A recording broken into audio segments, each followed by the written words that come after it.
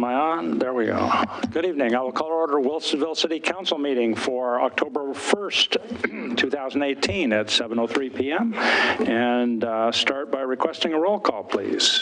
Councillor Stevens? Here. Council President Starr? Here. Councillor Ackerval? Here. Councillor Lehan? Here. Mayor Knapp? Here. Would the audience please rise and join us in a pledge of allegiance?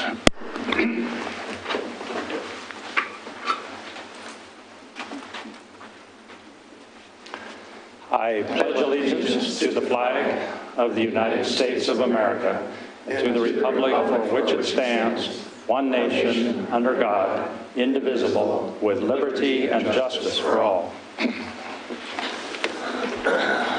Positions. Mix it up. Thank you. I would be open to a motion on order of agenda. Your Honor, I move that we approve the order of agenda. Second. Moved and second that we approve order of agenda, previously published. Copies are available at the side of the room if you would like to see one. All in favor, please say aye. Aye. Aye. Aye, passes 5-0. Bringing us to, first of all, communications, wherein we have a report on our 2018 community survey results, which we do, a process we do every other year. I think Mr. Evans will tell us about. Good evening, Council.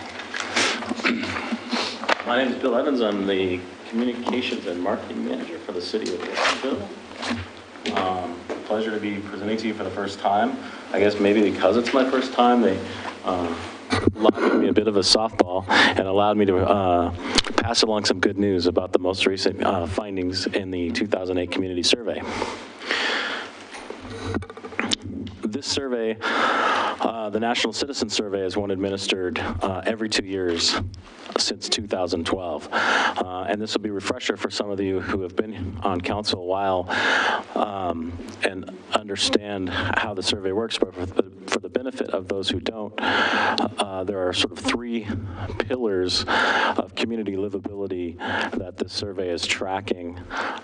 The organization out of Boulder, Colorado, the National Research Center, builds this survey by gauging community satisfaction with characteristics which could be anything from parks, libraries, governance, to how the city is managing many of those assets, and also asking of the people that live in the community their participation in various items within their community.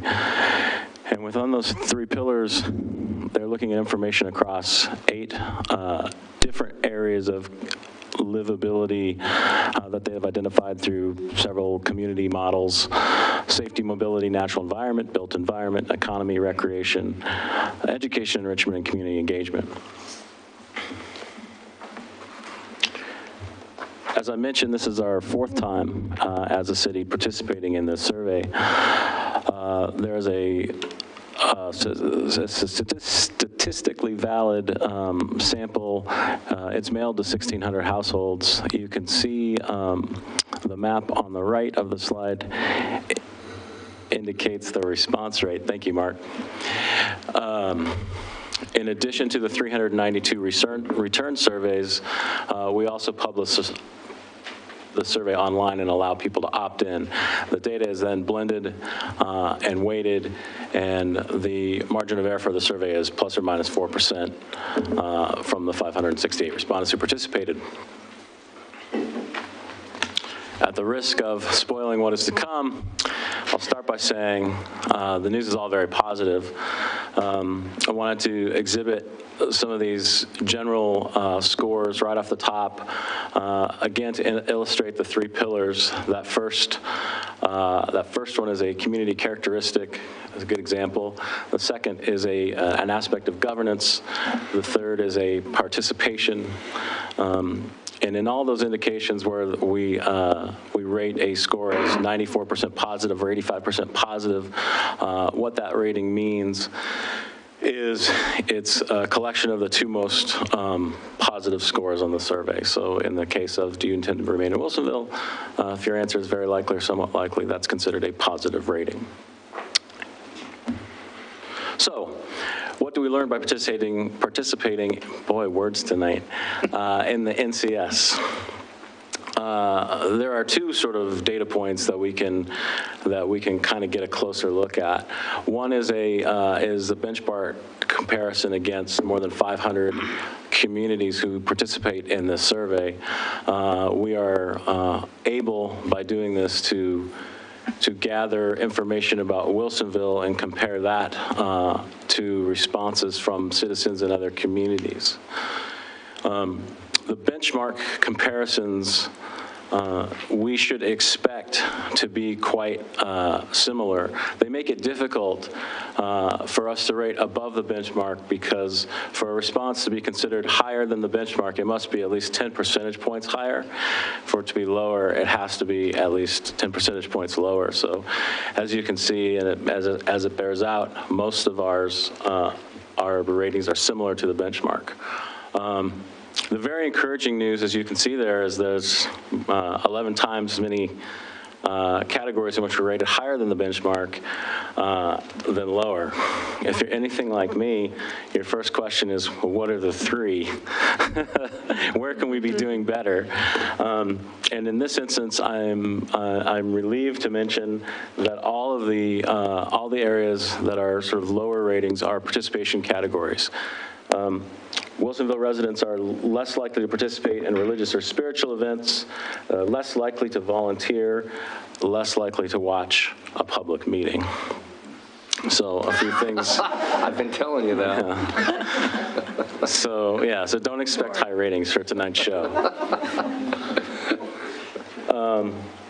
Now to the better news. I don't list all of the categories here because we're going to get into some more of them in a little bit, but the ones that maybe don't get another mention later in this PowerPoint are listed there. I think a couple of them on the community characteristics side, the overall economic health, overall built environment, employment opportunities, place to work. These are all areas where resident satisfaction is beyond that in a typical community, and that's encouraging.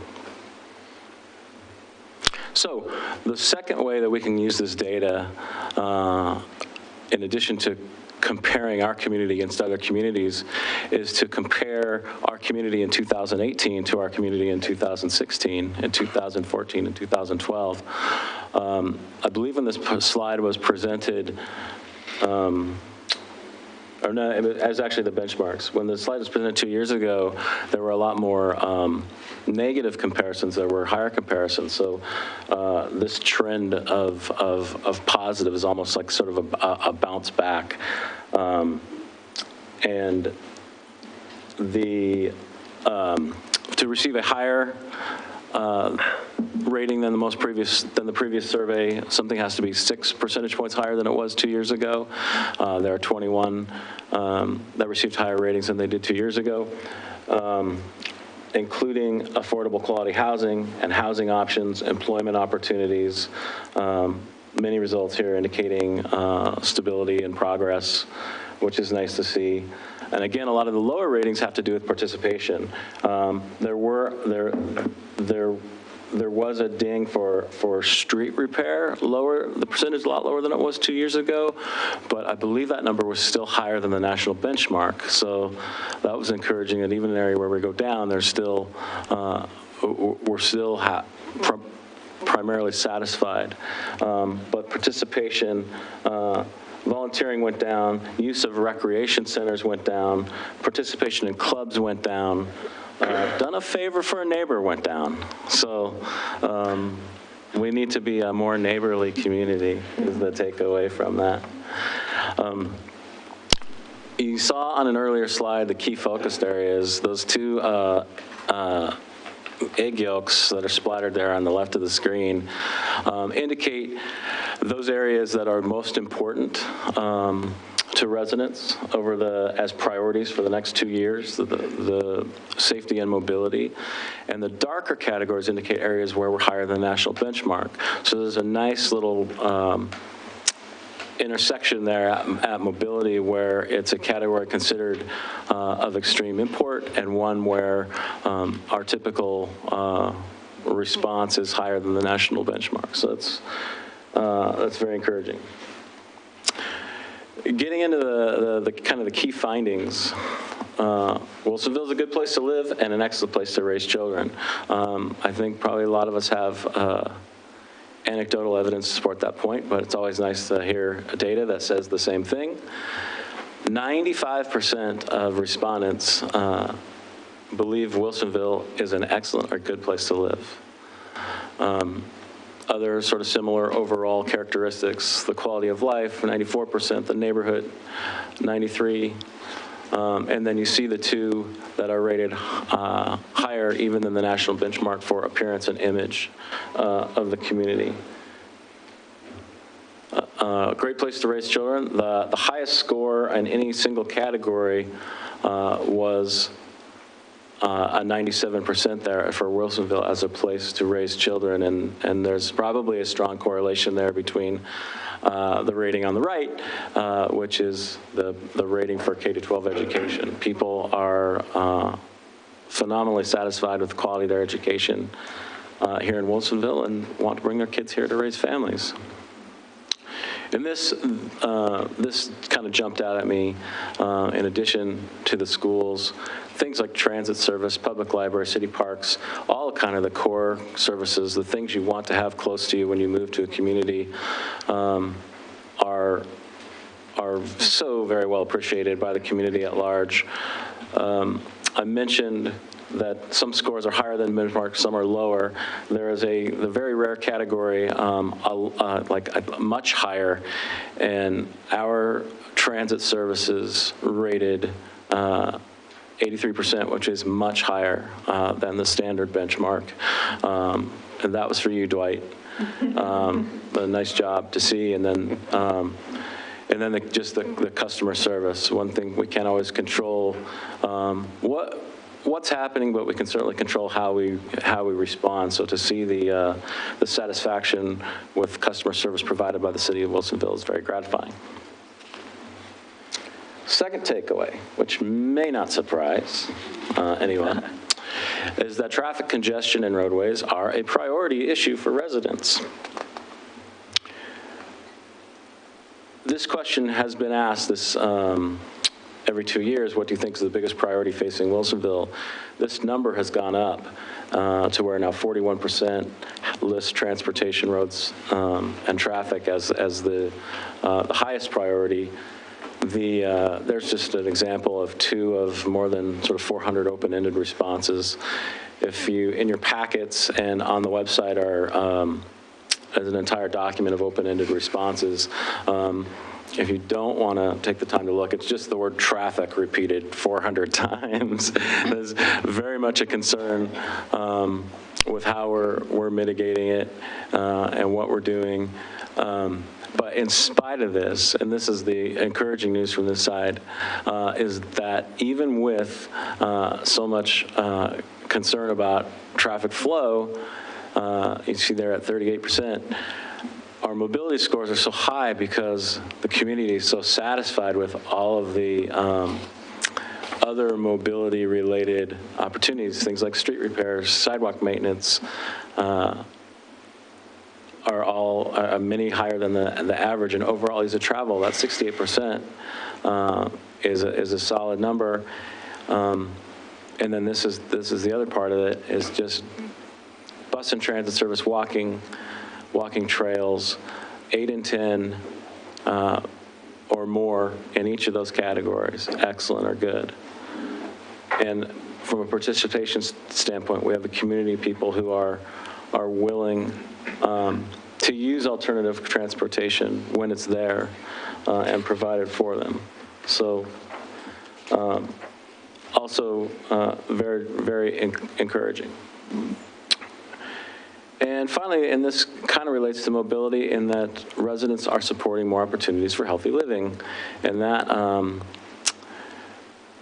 it's not to say we haven't gone a long way already. Parks, recreations programs, open space, these are things that are rated in many cases higher than the national average, or the benchmark national average. As you can see from one of the sort of special topic questions we ask, essential, that 38% there on improving sidewalks and bike lanes for safer travel is probably the foremost priority of the choices we present. There, I think we're four that they could rank. Those are the first two, and then the lower priority ones, which follows from my previous experience working in Park and Rec.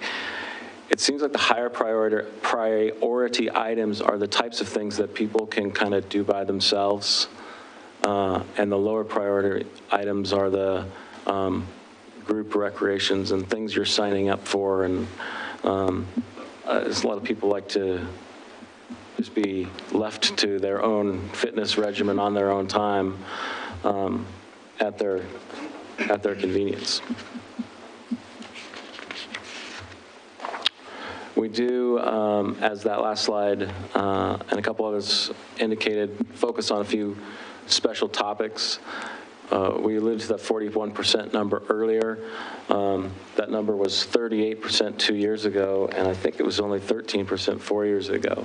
So the good news is when one number goes up, the others go down. So the planning, growth, and expansion, housing and affordability, and economic development and taxes all are kind of there, sort of, I guess, battling for that second spot as sort of equal in priority, but none seen as quite as concerning to the general populace.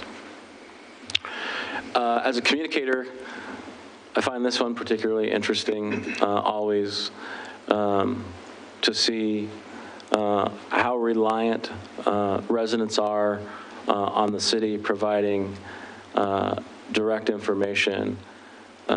That number for Boone's Ferry Messenger has been over 80%, I believe, as long as we've been doing the survey. The number for the website has gone up. The number for the city's Facebook page has gone up. So it is very sort of essential that we continue to provide information. Of course, we maintain positive relationships with the spokesman and other media outlets to help them tell stories as well, but more and more, it's up to us to tell our story. And this is a participation question that I think is pretty interesting about people's interest in communicating with you all and with city staff. People tend to prefer online or email, and as a last resort, coming here to City Hall and speaking to people directly. So, again, just the conclusions. We live in a great place and a particularly good place to raise children. As frustrating as traffic congestion and roadways appear to be for a lot of people, people could not be more satisfied with the transit services, with trails, with open spaces, bikes. I should be more careful with my words. I could always be more satisfied, but those alternate modes are lauded and very highly rated. And residents support increasing opportunities for healthy living. How is this actionable? Well, you can smell the roses. That's what they look like this morning. We do live and work in a great place. Taking this information and moving it forward, I mentioned one of the down items was volunteerism. There's an actionable one. So is there a community awareness campaign we can build around volunteerism to get people more involved in their community? Is there a way to get people more involved in emergency preparedness? And how can these results inform council goal setting? Of course, we have all of this information in the packets and available at our fingertips to dive in a little deeper and sort of find the areas where we need to increase participation and where residents believe more progress can be made. And then, of course, finally, just continuing to listen and gauge resident satisfaction every 2 years so we don't miss another opportunity to sort of find out what's changing and where we need to continue to improve. That was it. All right, pretty interesting. Lots of data. Council, any questions for Mr. Evans here at the moment? Councilor Lehan. I had one about, I noticed on the overall quality of life, for instance, and it was 92% in 12, and it's 94%, and then it was down for 14 and 16, it was down a point or two, but in 12, 92% in comparison to the benchmark was much higher at 92. So now in 2018, we're scoring 94%, even higher than in 12. But now, comparison to the benchmark, that's just similar. Yeah, I noticed that in several categories. The benchmark has slipped, and So let me tell you, they did redo the survey for this survey.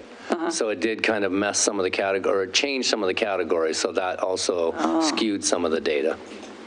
because I would have thought that, a lot of people in Florida or North Carolina or South Carolina or Houston would be not very satisfied because of the weather, and by comparison, but it makes it look like by comparison other places are even happier than we are, because now we're similarly all at 94 or something. Right, and again, one frustration is they don't give us a sort of what that benchmark score is. They only tell us that in order to sort of be considered above it, we have to be at least 10% higher. So what that probably means is 94 is a high number. Right, right. If someone else, if the benchmark's 85, we're considered similar. Oh, I see. Okay. They changed that kind of thing. And then one other question was that traffic enforcement was one of the areas that scored relatively low. I mean, it was 56% or something satisfaction, or 58%. Compared to the other ones, but it doesn't tell you whether they think we have too much traffic enforcement, I got too many tickets, right, or we have too little traffic enforcement, I wish they would give us more tickets. And it will be interesting to gauge 2 years from now, because we did add a second traffic unit. So I would say that if people are unhappy about the amount of tickets, that you'll expect that number to go up, or if they want us to see more tickets, then it'll go up. It'll be hard to decipher the two. Yeah. Right, that number wasn't in the presentation, but it was 58% were satisfied with traffic enforcement. Yeah, we're satisfied, but it was relatively lower than the other ones. That was it. Councilor Starr. Well, I'd like to say just a few things, just my interpretation of this, since the mayor and I have gone through this process since the beginning. So, and my comments are more about whoever's here on council, because I won't be here when it comes time for the next planning session. But you did right on the question, how does this inform the council for the goals for, in the future? So just a few things that I wrote down is recreation opportunities. My guess is why you didn't see a whole lot of team sport stuff was because you probably didn't have many people that were 18 or younger filling out this survey. Those are the primary ones who are using the fields for team sports and all that kind of thing. So I'm looking at the city from when I moved in 1994 to now. We are very underserved compared to how we were in 1994 for kids, for team sports and that kind of thing. So I think council in the planning should take a good look at that, just because of where we are. Second thing is safety and mobility, I believe, were two of the top three. And so I think we've always done a good job of ensuring that safety is just one of those things that's a greens fee, it's just expected. But as it's harder to hire more policemen and things like that, I think we need to be diligent as a city to ensure that we are keeping up with that, because we have more people in town, and that's going to bring more challenges sometimes to safety. The last thing is traffic and mobility, strongly pushing back. I think those were our lowest scores when I looked through the whole survey. And so I would just, I'm on my soapbox with this because I've said this the whole time, but I think council really needs to watch the density issues as the city grows, because people are really pushing back saying there's just too much here, and we're at a point where we can't absorb much more traffic, if at all. And so we really need to make sure how we grow to not overdo both exits on I-5, Wilsonville Road, Boone's Ferry, Town Center. They are at their max. So those were the key things that I kind of took away. Councilor, to your point about the demographics, there is on page 34, there's a pretty detailed breakdown of female to male and then by age. And I think it's for 18 to 34, it's 27% of the respondents were in that age bracket.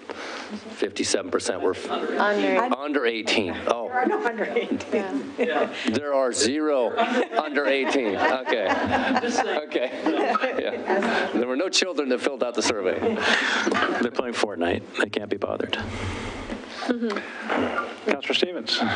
Thank you. I can't tell you how pleased I am, everybody, how pleased I am about this, that I too was here for the first one, 2012, and the 2 years after it, 14, 16, and now again. And, to see these kinds of numbers on just, would you recommend Wilsonville as a place to live, and, those percentages, it is so heartening. And I have my family in town right here, and I keep bragging about Wilsonville, so they're so sick of it, So, but one thing I did note, and I could be wrong about this, but I think originally in 2012 there was it's the question of, because everybody who fills this out is a citizen of Wilsonville. It says, do you work in Wilsonville? And I remember that being like 11 or 12%, and I think now it's at 34%, which is one of the things we've talked about, is trying to do a variety of housing so that people don't have those big commutes and work here in town, and then you have the employment for that too. And so I'm just curious to see if that number has really creeped up over the last we can compare that and get back to you. I can I'd look love at to that. know that, yeah, if that's just been going, and if it's at 34% now. I think the worst I-5 gets, the more that number will probably go up. Yeah. And then, the traffic is the big issue. We talk about it. Almost every single meeting we talk about traffic. Sure. I think, and, we drive here too. The one thing that I think frustrates me a little bit is because most of it is at the interchanges, and so much of that traffic isn't Wilsonville people. They're not Wilsonville. They're coming from every place else, to get onto the freeway. And so, yes, growth impacts that, but it's growing other places too. And so, if we stop growing, will it still be just as bad and people still frustrated? There's that I think that's an educational thing, because our infrastructure is more than sufficient to handle local traffic. Yes, that includes our surface streets, future and current and future planned growth. The issue is that when there's an incident on I-5, people want to get off I-5 because they're smart, and they think that they're shorter, shortcuts, so they get off and clog up our streets. So, or even just coming on, yes, they go off and go around, but And they there will still be have to get growth. across the river.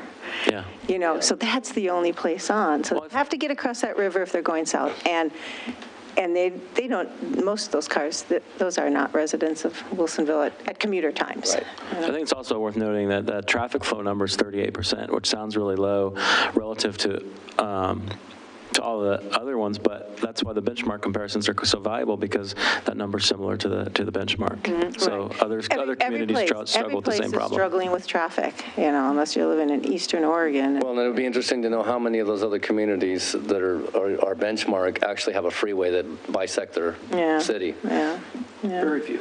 Right. Right, very few, and a river there where that's the only bridge. Right. There's, so many miles either way to get across. So we are challenged with those things. That's not to say we can't make it better and that we're not trying, but there are just some things we're maybe never going to be able to control, because people are going to want to get on that interchange. And so, it's a struggle. if I could, I just want to add on to that, everyone is so frustrated with traffic, but I was glad to see in reading the comments, or whatever you call them. The open-ended comments? Open-ended ones, yes. The number of people who identified I-5. So it's not like there aren't a lot of people who identify I-5 and the Boone Bridge or the Boone Bridge, can't get onto southbound. I-5 is backing up Wilsonville Road. They recognize more than we think what the issue is. When I-5 doesn't work, nothing works here. We just can't. We just can't fix that. So they're smarter than you thought. They're smart. They are smart. I really appreciate that we have this data now that we have a couple, different data points, and we can look at the trend lines, and I think that's a great tool. So I'm really happy that that's been something that we've done and stuck with over time. Two things also that we haven't talked about that I noted that I just thought were kind of points of interest. Recycled at home with 98%. Yeah. Did anybody else catch that? Highest number. Yeah, I think that was the highest percentage number. Yeah, I erroneously said that the raising a kid was 97. 97. Right? I thought that was the highest, but recycling was higher. And then I also noted, let's see, the vibrant downtown and commercial area was something that I believe decreased. It dipped, yes. Yeah, and 47%. So I thought that'll be something to watch as the tremendous amount of work has been going into the town center plan, and as we continue to do this survey and use an instrument, that's consistent over time going into the future to keep an eye on and look at how that. Well, it actually occurred to me when I was looking at that number that all of the involvement by the planning staff with the town center might be responsible for that growing, because as we talk about the need for a more vibrant town center, you could walk away from that conversation saying, oh, we don't have a very vibrant town center, but the fact that we're proactive and sort of working on that is a good sign. Yeah, thank you. Yep. Well, I certainly am interested also in all the comments. It is nice to see all the strong endorsements by many of our citizens on those many different topics. Traffic obviously is a major concern for all of us. We've commented on it here, and I think the truism is that we cannot fix I-5 by ourselves. The only way that we can fix I-5, if possible, is by collaboration with surrounding jurisdictions, with state agencies, with regional government, and try to move towards some solutions on that. And I want to promise the citizens that we have been involved in that, and we will continue to be involved in that. I go to meetings every month that are dealing with some aspect of that issue and how we do it. Most notably, locally, we have completed recently a study with partnering with ODOT, looking at the I-5 southbound and what the potential for adding another southbound lane from Wilsonville Road, getting across the river to the next couple of exits. The study indicates it would be a significant improvement. We followed through on that, and the recommendation has now been folded into the Oregon Transportation Commission's plans for long range. The bad news is there's no money, at least yet. The number that they were playing with was $80-some million, I think. Anybody's got that kind of pocket change, I don't know about it. But getting the study done, getting the acknowledgement from the state agency that this is a important piece, that it matters, it would matter to the flow of I-5. Now we have to just keep working with regional partners on trying to raise the profile of that over time, and we will continue to work on that kind of thing and others. I guess I should say also that the Metropolitan Mayor's Organization has been working on transportation-related concepts for some time, and will be working in the coming year or so, especially to try to isolate priorities as to how we can most influence these collective problems about transportation and congestion. So tough problems. Seems like it ought to be something we can at least mitigate and have some effect on. I'm hopeful that we will move that direction. So we're working on things that we need to work on, and there's a lot of really good things about being in Wilsonville. So thank you very much. Yeah, you bet. In closing, I'll just mention that I posted all of this on the website tonight, so anyone who is a data freak that would like to delve into it, it's all right there on the front page of the website. All right, sir. Thank you very much. Can I just say, I thought that was an excellent PowerPoint. For his first try, I don't know if that, it was an excellent. He's a communications guy, you know? I mean.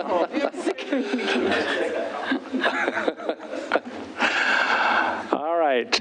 That then brings us to our citizens input and community announcements sections, which is an opportunity for visitors to address council on things not on the agenda. Also a time to address things that are on the agenda but not scheduled for public hearing.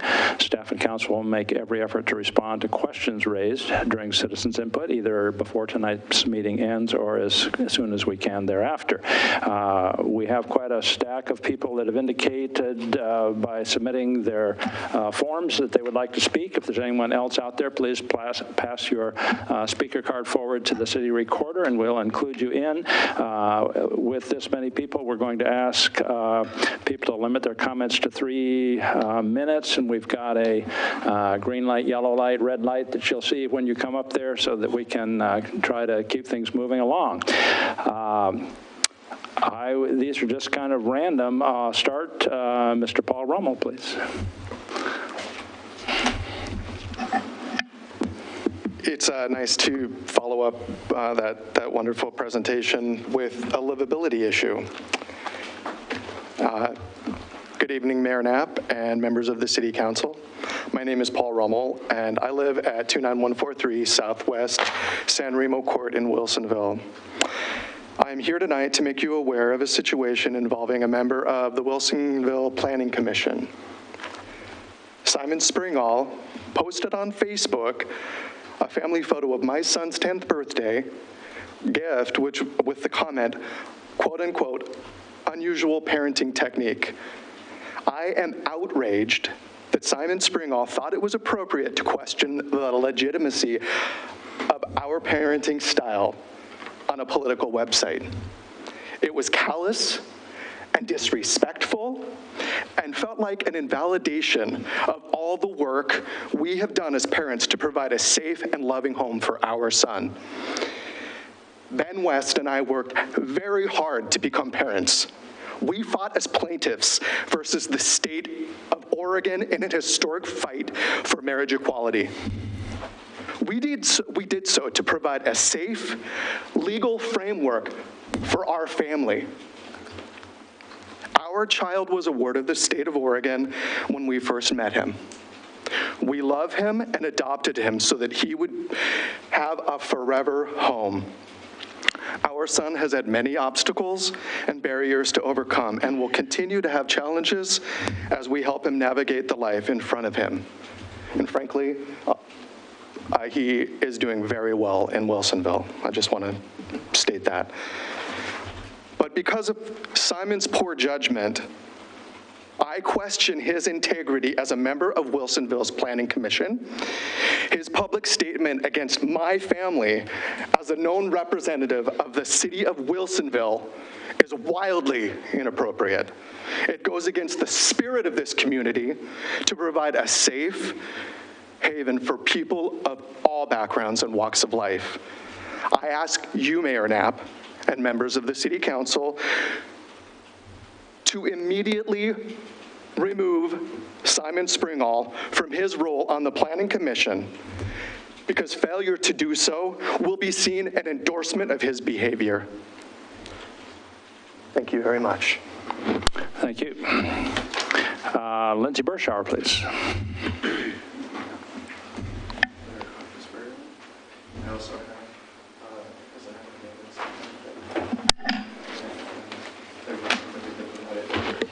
would like to submit written testimony for you guys. Can I do so now? Instead of speaking, is it? No, in addition to Oh, in addition, okay, sure. Please hand it to the city recorder. How many copies do you need? 7. 7?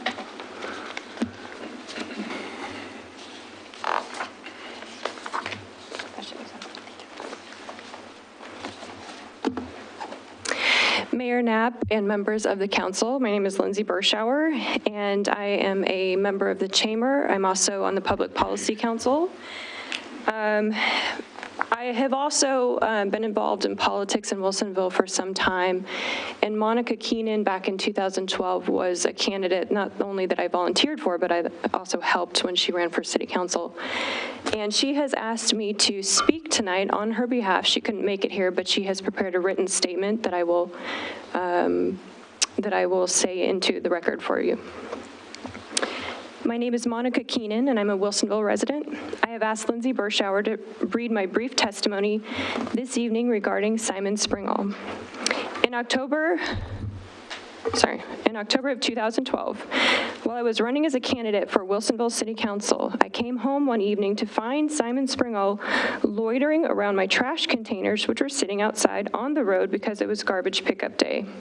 I pulled into my driveway and got out of the car and asked Simon if there was something I could help him with. I thought his presence in front of my house was strange since he doesn't live near me and was on his bicycle. Simon stated that he was delivering a campaign yard sign to my neighbor's home. The yard sign was for one of my opponents, yet Mr. Springall was clearly stopped by my trash containers. I felt my privacy was violated and chose not to come forward because I had no evidence that Mr. Springall was in fact going through my trash or had a disingenuous purpose for doing so. I also chose to not make the experience public as I wanted to keep the focus of my campaign positive and clear in my intent to represent the concerns of my neighbors. At the time, I did not feel it was necessary to mar the reputation of a community member who may have used poor judgment and being overly curious while he was out supporting other candidates. After hearing about Simon's behavior on social media toward candidate Ben West, Paul Rummel, and their son Jay, I felt it necessary to share my experience with Simon's apparent meddling in local campaigns, and at the very least, his actions that I believe violate the privacy of not only our candidates, but their families as well. This kind of behavior does not reflect the values of Wilsonville residents. Mr. Springall holds a position on the Planning Commission and represents our neighbors, and I believe that this council needs to listen to the residents here tonight that are concerned that this behavior is not acceptable for a planning commissioner. Thank you, Monica Keenan. Thank you.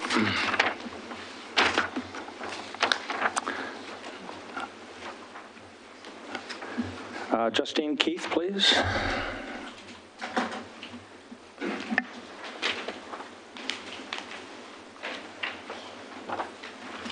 Good evening, and I apologize in advance for my formality. I'm not sure how to present to you, so That's good fine. evening. You're fine. Just please start by introducing yourself and where you live. Justine Keith, and I am a resident here in Wilsonville, and I am here to support what Paul has said regarding Simon. And I just want to speak as a mother and a voter and express how disheartening it is to see a child be brought into politics. It is no place for him to be. He already has an uphill battle. He's black. Not a lot of dark faces around here. He's a foster child that was adopted by two amazing and talented men. And that's enough in this society to have an uphill battle. He doesn't need to be dragged through more in politics. There's no place for any child, let alone one that is already, starting behind. So he has been doing so well here in Wilsonville and has grown tremendously. And I've known Jay since the Rummel Wests have had him in foster care up until now, and he has blossomed beautifully. And this is just another setback for him, and it's not fair and it's not kind. And It's so great that Mr. Evans was able to present that survey ahead of time to show and express what a wonderful place Wilsonville is and what we represent, and that we need to protect and care for all in our community. And if we're being represented by somebody that's going to be bashing and pulling up a child's photo, a birthday photo of a gift he received when he was 10, and use that to slander a family, it's just not right. And so I'm just speaking as a mother and as a friend and a member of this community. So I hope you take that into consideration. And we do need soccer fields. Thank you. Mr. Tom Luck, next, please.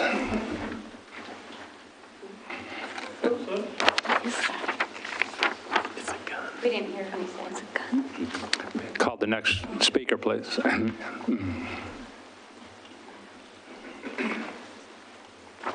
Hi, good evening. My name is Tom Luck. I live at 11514 Colina Lane.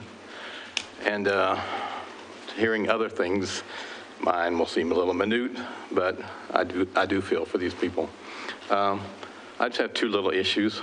I live on off of Orleans, right across from Villebois Park, or Montague Park, I guess is what it's called.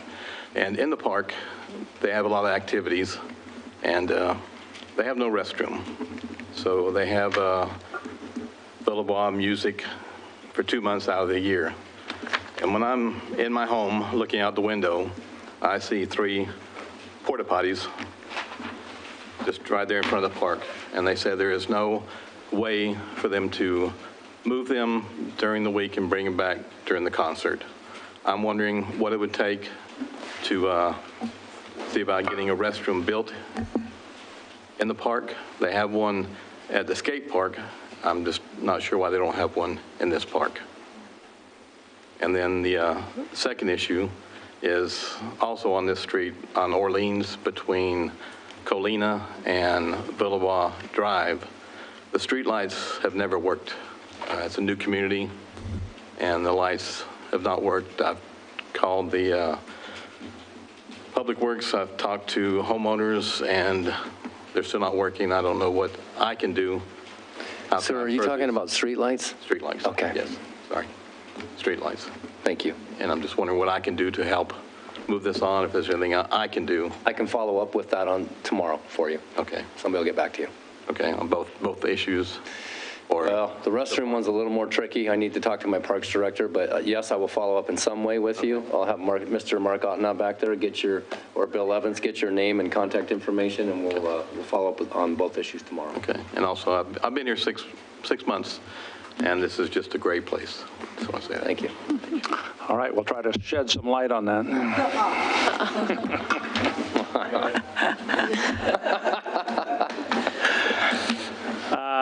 Let's see. Jamie Vandergon, yes. Vandergon, please.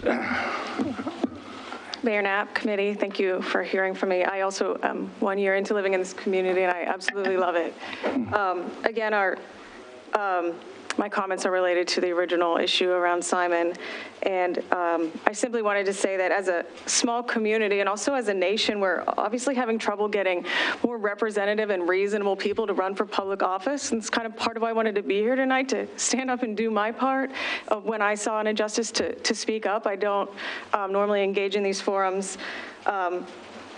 In the thought that if we don't stand up against politicians or their representatives taking shots at our kids and our roles as parents, it's incredibly damaging to our kids to use them as pawns in our damaged political system. And for the sake of your kids and our kids and future generations of kids, we have to stand up against this practice of taking shot at each other's children. It's not right. And if we can't do this right here in Wilsonville, where we're 99% happy and we're wrestling with that, that's an amazing problem to have.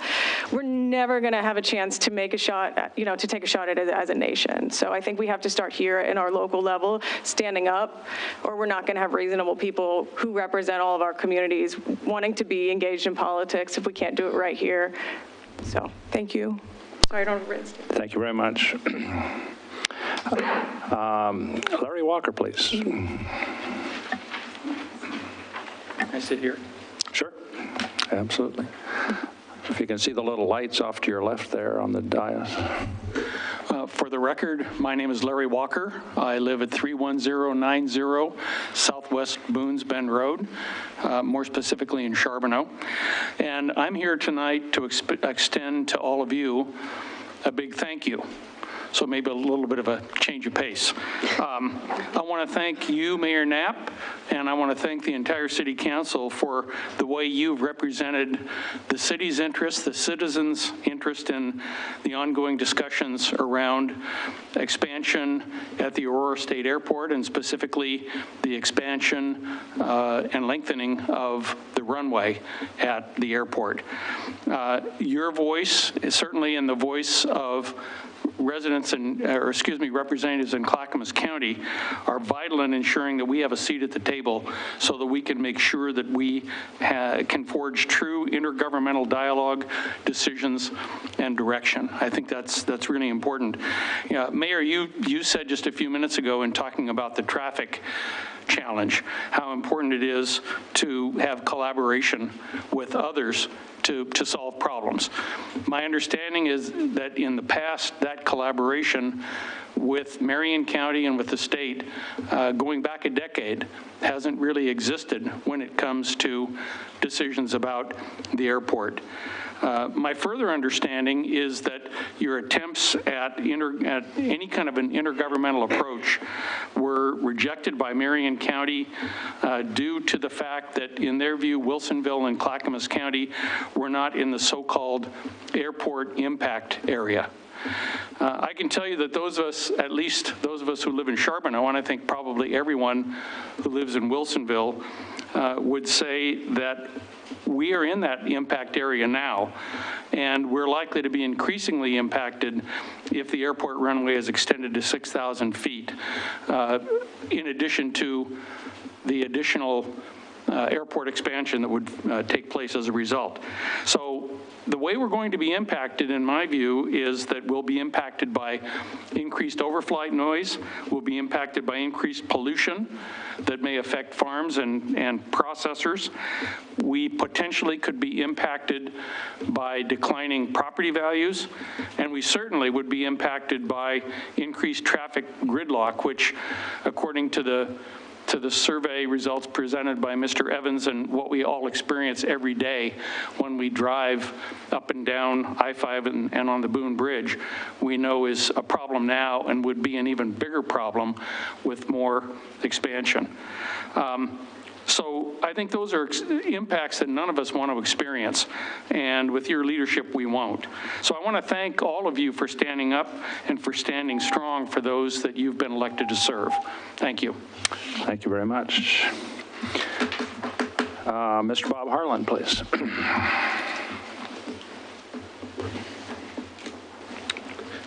Mayor Knapp, members of the City Council, I want to add my thanks to the thanks that Larry Walker just conveyed. My name's Bob Harland. I live at 8100 Southwest Winchester Way in Charbonneau. I'm a member, as is Larry, of the Charbonneau Country Club Board of Directors. That's our HOA, if you didn't know that. He and I both serve on what we call our Civic Affairs Committee in Charbonneau.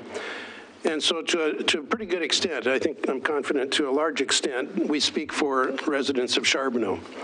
And we just want to add our thanks to the stands that you have taken in trying to ensure that proper process is undertaken if there's going to be any work at the airport, the expansion of the runway, the extension of the runway.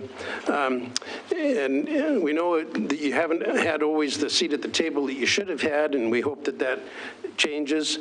But for what you've done thus far and what I think you're going to continue to do, thank you.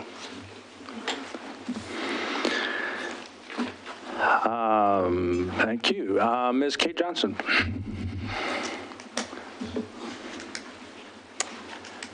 Hi there. I'm Mayor Knapp and members of council. I have also letters to submit over here to you.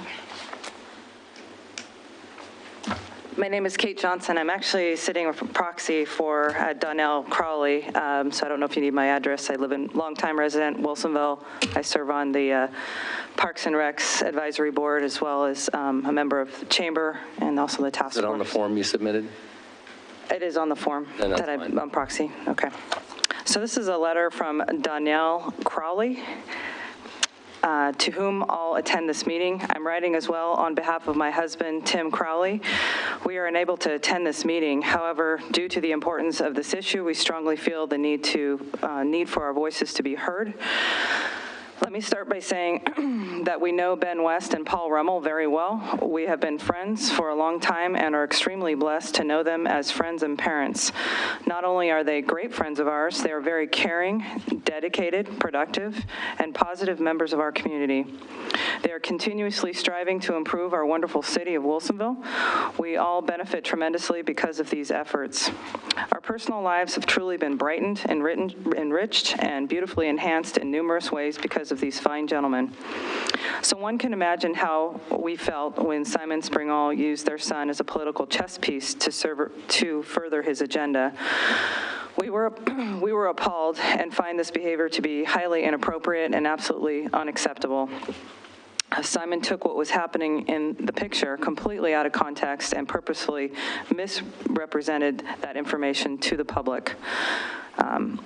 What was actually happening in that picture was not what Simon was portraying this picture to state, but rather a fun and exciting moment for their family as they felt Jay had reached the appropriate age to join their family in a tradition and culture shared by his family for generations. Hunting is one of the ways they choose to spend a quality family time together. They conduct themselves in a safe and responsible manner and have enrolled Jay in numerous specific classes designed to promote further safety and responsibility before he joins the family's hunting endeavors.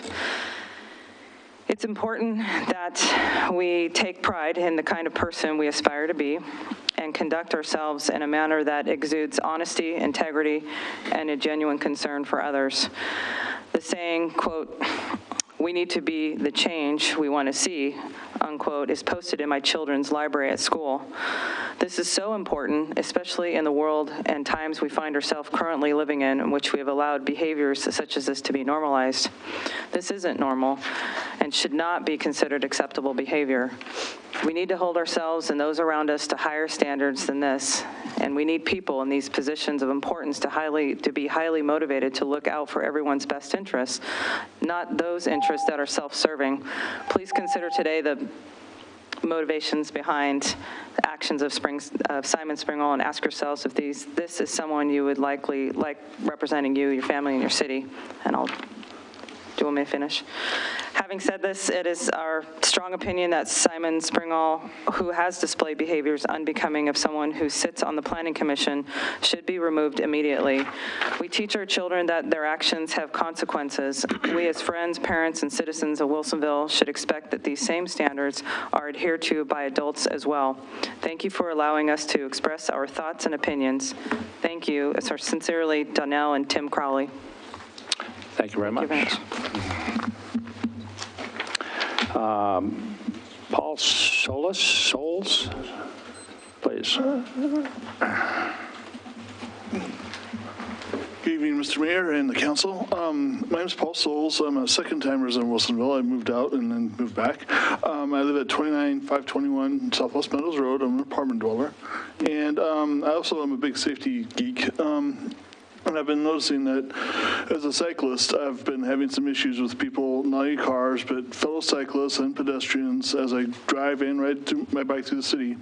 Going the wrong way, crossing the road, jaywalking and at night, that kind of thing. And I was wondering if, as you guys add on the second patrol I heard that you guys are doing for traffic, if you could have them maybe do a little blitz on some of these people and making sure that they are aware of the laws of cycling and for traffic and for pedestrians and things like that, because I've almost hit somebody crossing right in front of Red Robin one night because he crossed over through the median right there and came right out in front of my car. And so, I'd really like to see the police do a little bit more enforcement on that. And I'd also like to see maybe something in the Boones Ferry Messenger about what the safety, especially for kids, with it getting darker out and them going to school when it's dark, making sure they're well lit, making sure they're wearing bright clothing so that people can see them when they're actually going to school. And on the third want anybody, who takes on a foster kid and adopts them and is a hero to me. It's like, as a moderate Republican, family is everything to me, and anyone willing to do that should not be subjugated to any kind of harassment by anybody. So I'd really to applaud this gentleman back here for being a good parent and doing what's right. So thank you. Thank you very much. And we received a written letter that no one spoke to from a Dina Oaks. I think, Council, you've all got a copy here in front of you tonight. Are there any other members of the public that would like to speak tonight? I'm not seeing any.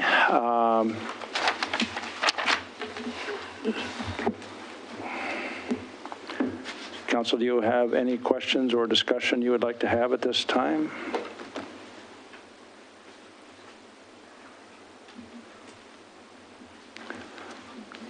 Councilor Starr? Later on in this meeting, I believe we're going to take a look at a code of conduct for people that ride on mass transit. Didn't ever have to be that way, but we're having to do that just because people don't know how to behave, I guess, in some ways that then creates issues for others. So I don't know, do we have a code of conduct for appointed? It's different if you're elected to some degree, but if you're appointed, is there a code of conduct for those? There is for city council members in terms of how you conduct yourself at public meetings, but once you leave city premises, the First Amendment kicks in, and you're free to say and act and do whatever you want. We can't legislate that. Okay.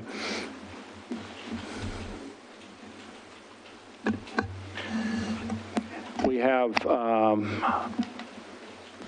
a whole bunch, quite a few citizen volunteer opportunities in all the different boards and commissions we have, and I have been a supporter over time of having a diverse set of people on those bodies to provide perspectives from a lot of different people. And I continue to think that's important that we do that.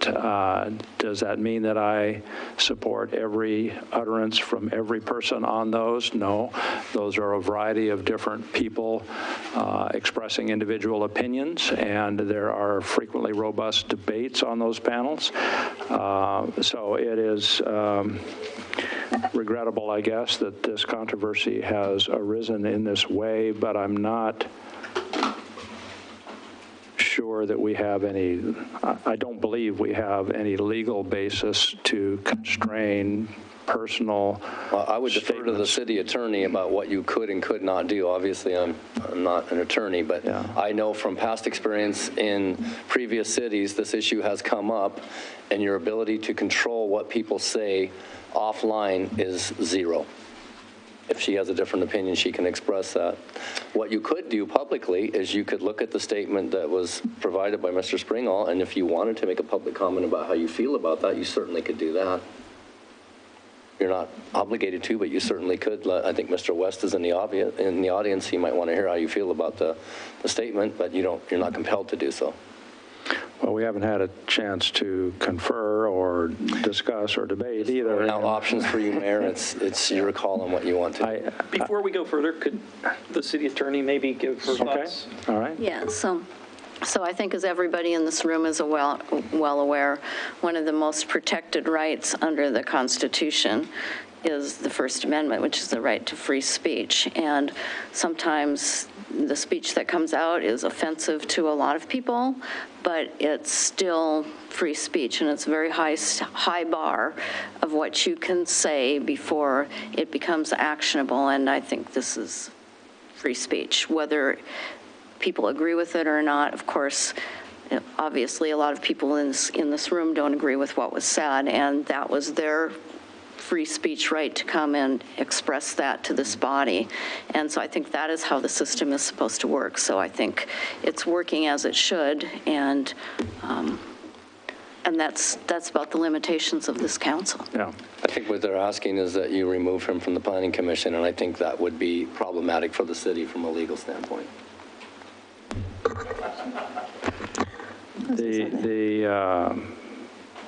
I'm aware of some other instances and what has happened with attempts to remove people from panels like that for actions that are not during or in their official capacity have resulted in lawsuits against the city, and the cities have routinely lost. I believe one was a planning commission member that sued the city and prevailed. Yeah.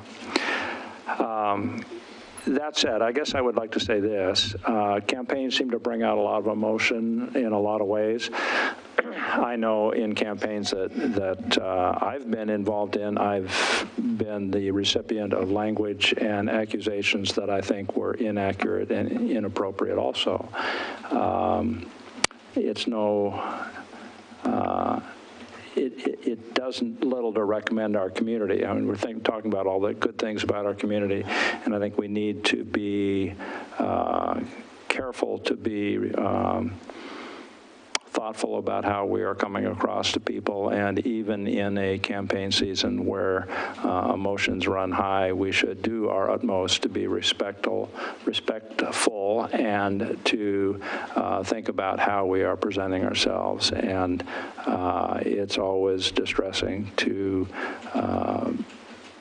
see instances arise where that is not the case. So I think that we should continue to try to have dialogue that is appropriate, that bears on respectful discussion and talking about how to improve our community and make it an even better place that has durable long-term prospects as a place that people and businesses want to be and want to operate.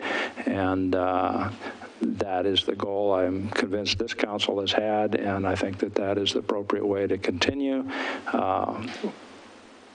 It is a goal that we'll probably never fully achieve, but it is a worthy goal for us to have. So I think that that's how I view it. Councilors that would like to comment are welcome, one way or the other.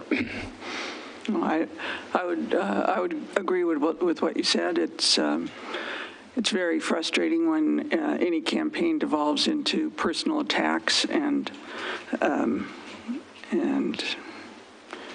all we can do is go forward and try not to do that, try not to do things that are, because even though we got a excellent score on the community involvement or community survey, there are still many, many issues that we could talk about that are legitimate city issues about policies and what we should do or shouldn't do and how to proceed and how fast to proceed on various issues.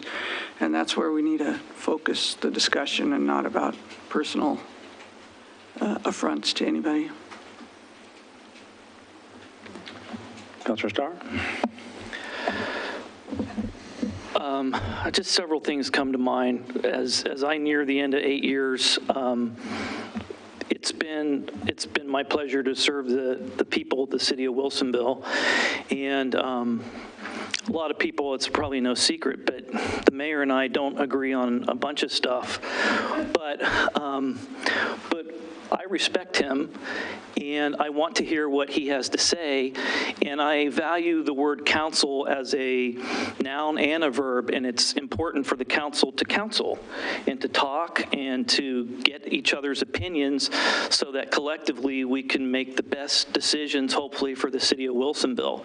And I hope that how this council acts, which I've been told might be a lot different than many other councils across the metro area, that we are responsible and we show the respect and courtesy for each other in the decisions so that kids or even, adults watching this will say, that's how people can come together and hopefully do things in a responsible way, in an honoring way, in a way that the community benefits. I mean, I don't really care if someone is a Republican or Democrat. Once you get up here, it's about what are you going to do for the city of Wilsonville and how passionate are you?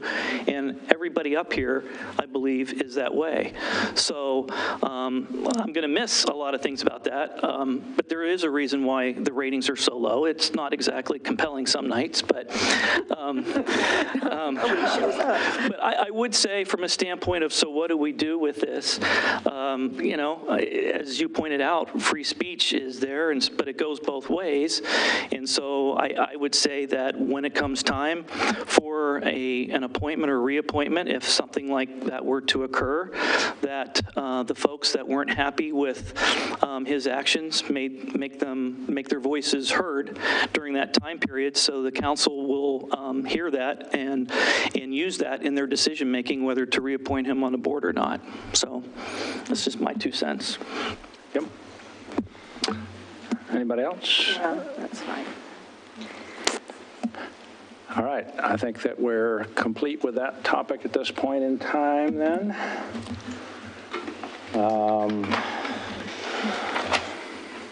I get my computer booted back up here. Next item is mayor's business, where we look at upcoming meetings and also a little bit of a report on where we've been.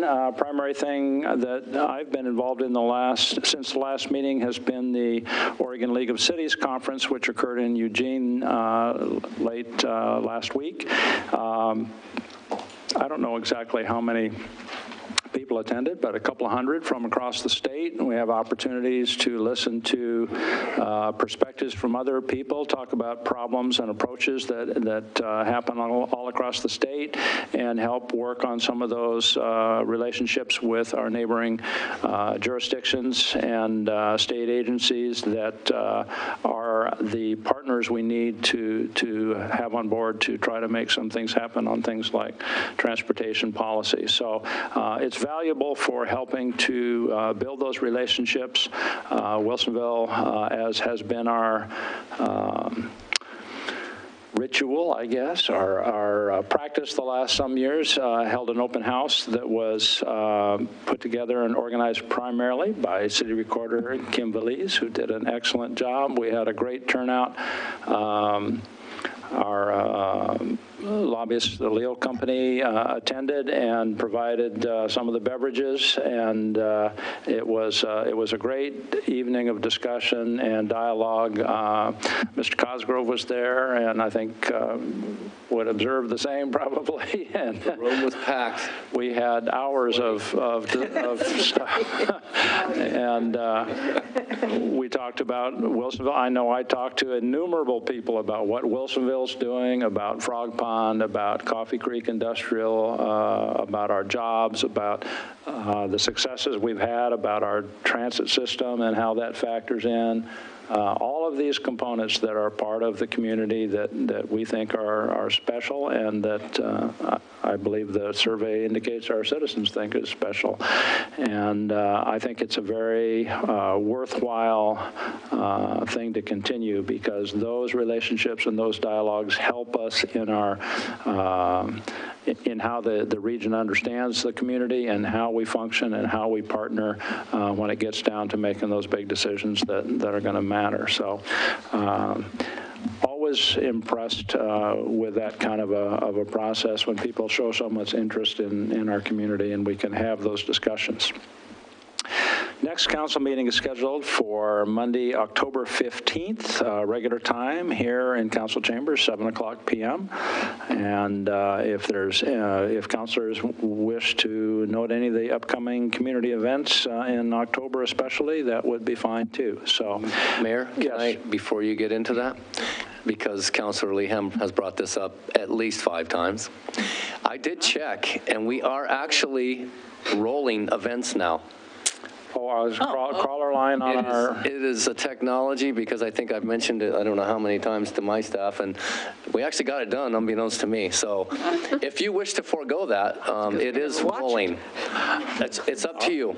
All right. Well, given the fact that we're finding out that fewer and fewer people are watching us on TV, the ones that are actually get to see the events that are upcoming. So it's completely your call. Covered. All right. Very interesting. I will leave it to the councilors whether they have a special interest in something they want to take note of, okay, in terms of a community event. Council President Starr. No community events. But I just wanted to say something about the city survey that kind of struck me, because my experience as a Wilsonville resident has been that this has been a city where you see an incredible amount of volunteerism.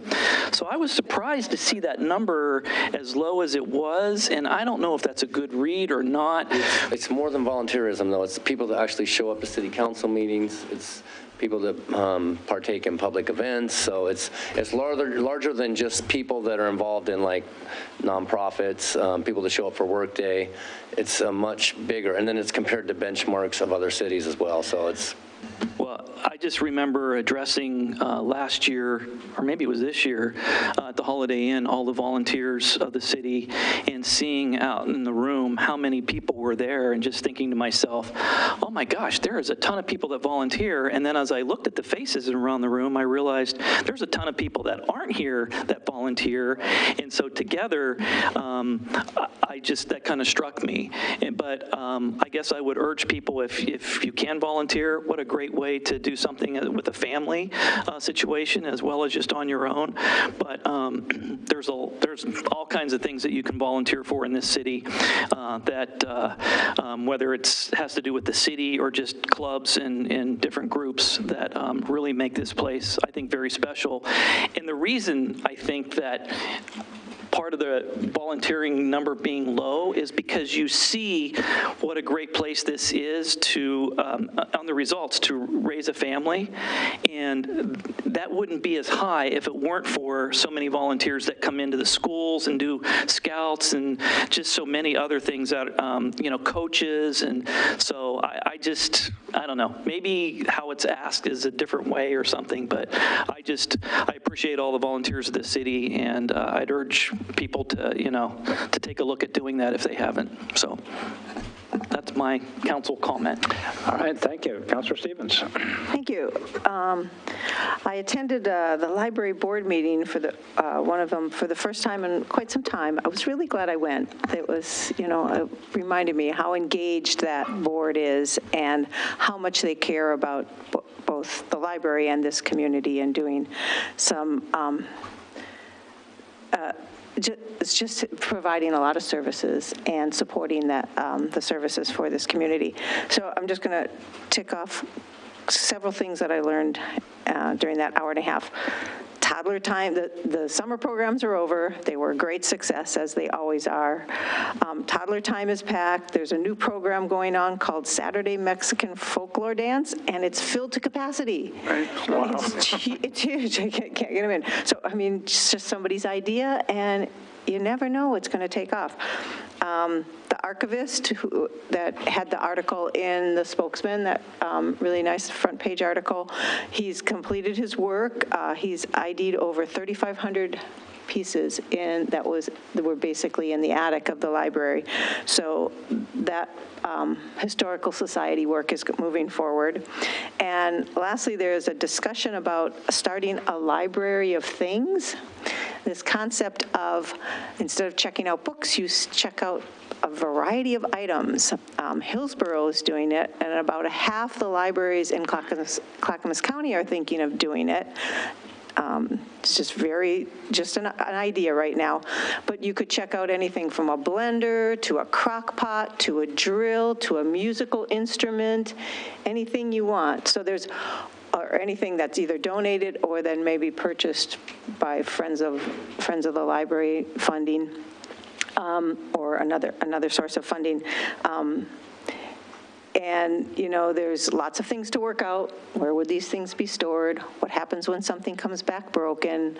How do you deal with all that? How much staff time is it going to take? But it's an interesting concept, You don't have to go out and buy a drill if you're only going to use it for the weekend.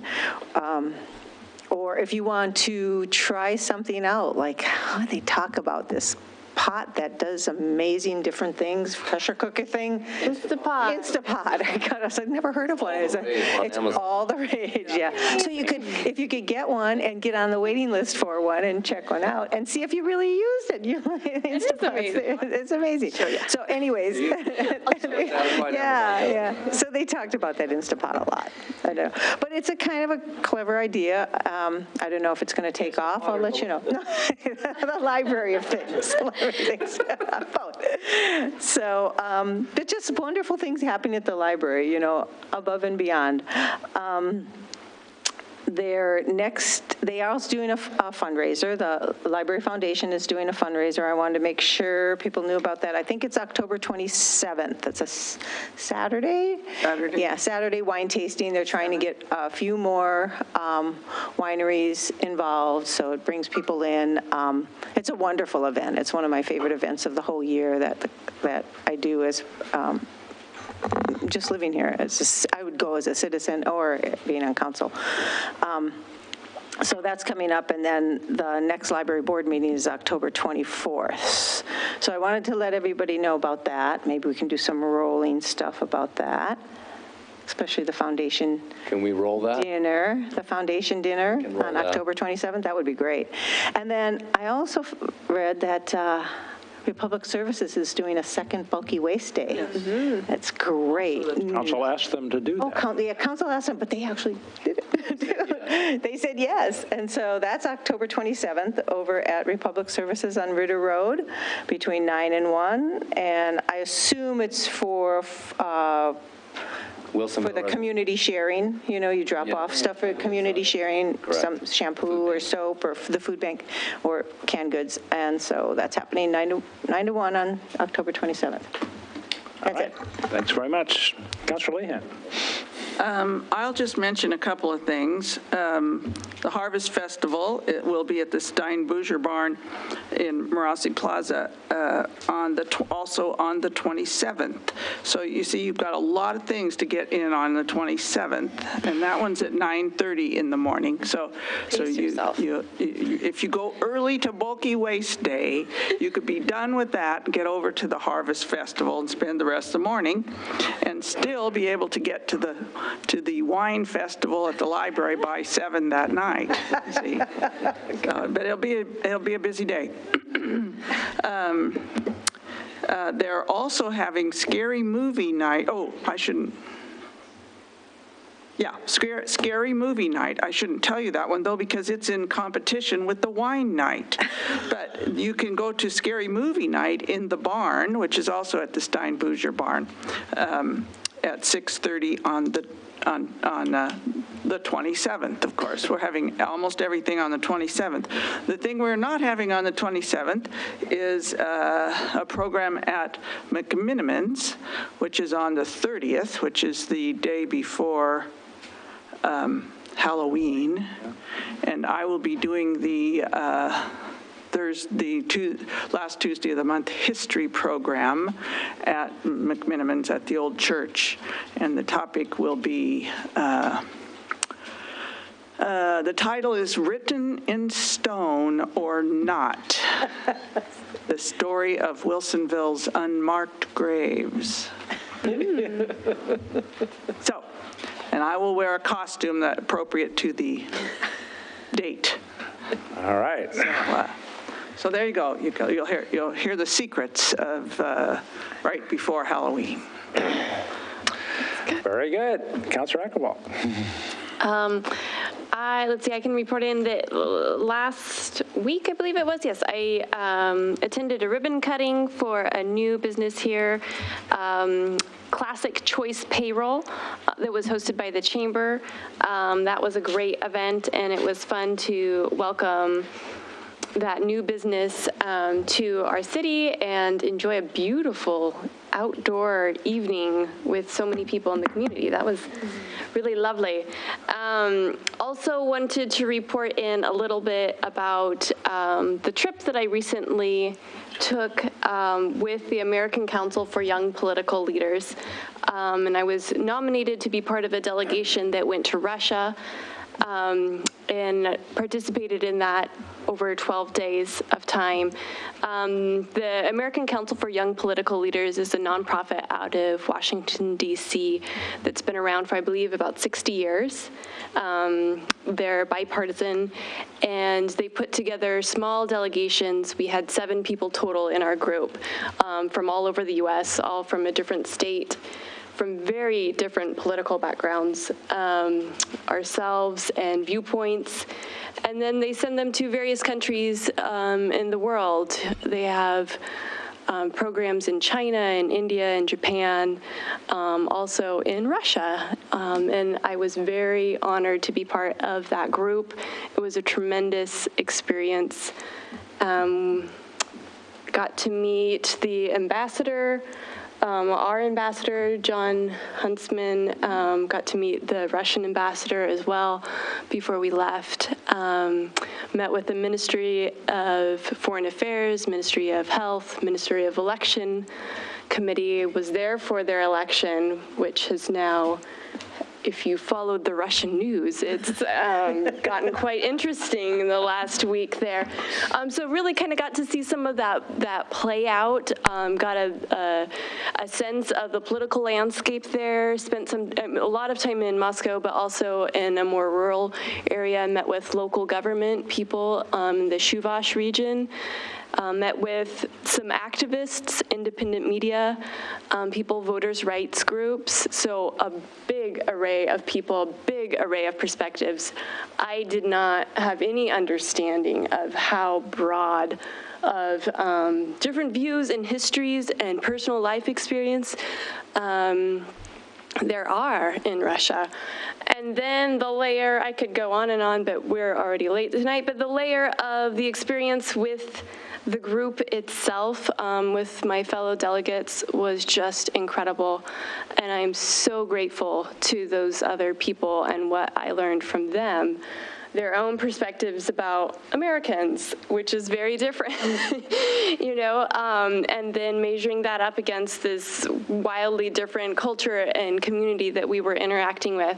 It was just such a powerful experience. And I think this kind of, you know, I didn't know how to really frame this or phrase this, thinking back to our conversation here after the citizens' input, but it was such a powerful experience to be part of that bipartisan group and to really feel the value of having a full spectrum of ideas and viewpoints on something and see how it can work out, you know, and we don't always get to have a chance to see really productive conversations when you have that broad spectrum, but it's something that I felt deeply and just so greatly appreciated. So, yeah, I could go on and on, but we don't have the time, so so I'll just keep moving. But just really grateful for that experience and for what I learned. I know that's going to continue to kind of seep in and resonate with me for a long time. So, thank you. Very nice, very nice. Well, so happy you had that opportunity, and maybe it will bring some perspectives to some of our discussions at some point. All right, we have a little formal business to do tonight also. Your Honor, not to interrupt, but were we going to do a presentation on the airport? Under legal business. Oh, it's under legal business? Legal business is what we had. You certainly, if you want, if there's folks in the audience that would like to hear that, the mayor controls the agenda. If you wanted to move that up, we could do it whenever. I was thinking it would be under mayor's business, but anyway, because I'm certain we have at least 2 people here about that, but maybe you're thinking we can run through the agenda fast. Get through the agenda. Well, I thought it might be sort of disruptive, so I was thinking at the end of things. I didn't know. I don't think our business will take us real long, and that way we could then sort of be done and consider that information. So, refer to you. Okay, let's ask for the consent agenda right now. Yes, Resolution number 2703, a resolution of the City of Wilsonville authorizing the city manager to approve amendment to the cooperative intergovernmental agreement between the City of Wilsonville and the Library District of Clackamas County. Resolution number 2708, a resolution of the City of Wilsonville authorizing South Metro Area Regional Transit Smart to purchase 3 CNG-fueled 21-passenger buses from Shetke Northwest Sales. Thank you. Is there a motion on consent? Your Honor, I move we approve consent agenda as read. Thank you. Moved and seconded, we approve consent agenda as read. 2 items. All in favor, please say aye. Aye. Aye. Passes 5-0. Bring us to first public hearing, ordinance number 825. Ordinance number 825, an ordinance of the City of Wilsonville adopting certain amendments to the Wilsonville Development Code and Comprehensive Plan regarding accessory dwelling units, as well as other development code amendments to provide clarity and functionality to the code related to accessory dwelling units and other housing.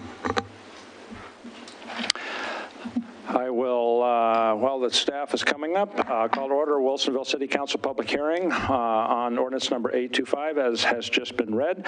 Hearing will be conducted as follows. First, we will have city staff present their reports. Then testimony will be requested by proponents, opponents, and those neither in favor nor in opposition to the ordinance. If you wish to testify, please complete a speaker card from the side of the room. Pass it forward to the city recorder. When called, come forward to the microphone, state your name and address, and make your statement. I request those providing testimony not repeat testimony already given. Simply indicating your agreement with certain prior testimony is entirely sufficient. Mr. Polly, are you in lead here tonight? So good evening, Mayor, Council. And for the record, Daniel Pauly, Senior Planner, and have Amanda Guile-Hinman here, Assistant City Attorney. I'll lead most of the presentation, and she's here as a resource and to add any commentary she wishes as well. So we're here to talk about accessory dwelling units and some changes driven by legislation last year from the state, as well as some other changes accessory to that. So first of all, I wanted to start by, as we talk about ADUs, defining what that is an accessory dwelling unit, which is defined in the city's development code as a dwelling unit of not more than 800 square feet of habitable floor area, subordinate to another dwelling unit on the same lot. And these can either be attached, such as over a garage, or detached, like a backyard cottage. I'd also add that this definition, we had some discussion of this in the work session, it's not an RV. RVs, and what's an RV, what's not an RV, what's a modular building is all based on what building code, what agency inspects it, whether it's a state, different state agencies, or if it's the local building code that applies. So in this case, accessory dwelling unit could either be a site-built structure, or it could be certain types of modular structures brought in as well, but not an RV. So currently what Wilsonville does in terms of our policy around accessory dwelling units is that generally we have a broad allowance for them. All single-family dwellings on their own lots are allowed an accessory dwelling unit, with a current exception that I'll address here in a minute. We don't have some of the restrictions common in other suburban jurisdictions. Also, we have a requirement that they match or they're substantially similar to the design of the main house. And also we've made some efforts in the past to remove potential barriers, primarily by waiving service development charges for accessory dwelling units. That said, there's not very many, there's only a handful that exist in the city right now. So Senate Bill 1051, what is the state legislation that drove this process primarily? What it does is it requires each city of a certain size to allow 1 ADU per each single-family detached house, and also requires that only clear and objective design standards be applied. So with that, both legal staff and planning staff combed through the code looking to make sure we comply and where some changes needed to be made. And also there are some resources provided by Metro to have a consultant do a code audit. which was done and helped give us information about what needed or potential things to happen. So what is proposed can be grouped into two categories. First of all, some direct things to ensure compliance with Senate Bill 1051, and then also some things to increase code function and clarity that I'll explain a bit more in a bit. So first of all, the requirement Senate Bill 1051 to allow one ADU per detached dwelling is adding an allowance to the development code to allow it per detached dwelling in addition to the current per lot allowance. So this isn't real broad applicability here. This would only apply if you happen to have two detached dwelling units on the same lot, which there's really, I can't think of any currently in Wilsonville, but just to make sure we're matching state code precisely, there was that change. Also currently, with the inability to restrict numbers of ADUs and make sure it's allowed for each single family home, there's a current numeric limit in the code for Canyon Creek Estates dating from the 1990s that is required to be removed. The next item is only clear and objective standards. So the recommendation is to replace this subjective similar architecture language with some clear and objective standards that are directed to, first of all, identifying a roof pitch, essentially prohibiting flat roofs. And unless you happen to have a home that has a flat roof, and also giving some guidance on roof and siding material to match either the home that it's accessory to or another home in the neighborhood. And finally, with that, as we worked with this new code, there was a lot of things that needed to be just tweaked a little bit. First of all, refining the definition of what is a dwelling unit. A lot of the new regulations deal with whether something's a detached or attached. Needed to clean up those definitions in the code. Always when you look at code, you find language that's in there that doesn't need to be, so clean that up a bit. Updated some language about that for residential, the accessory use actually needs to be on the same lot. Updated the definition of garage to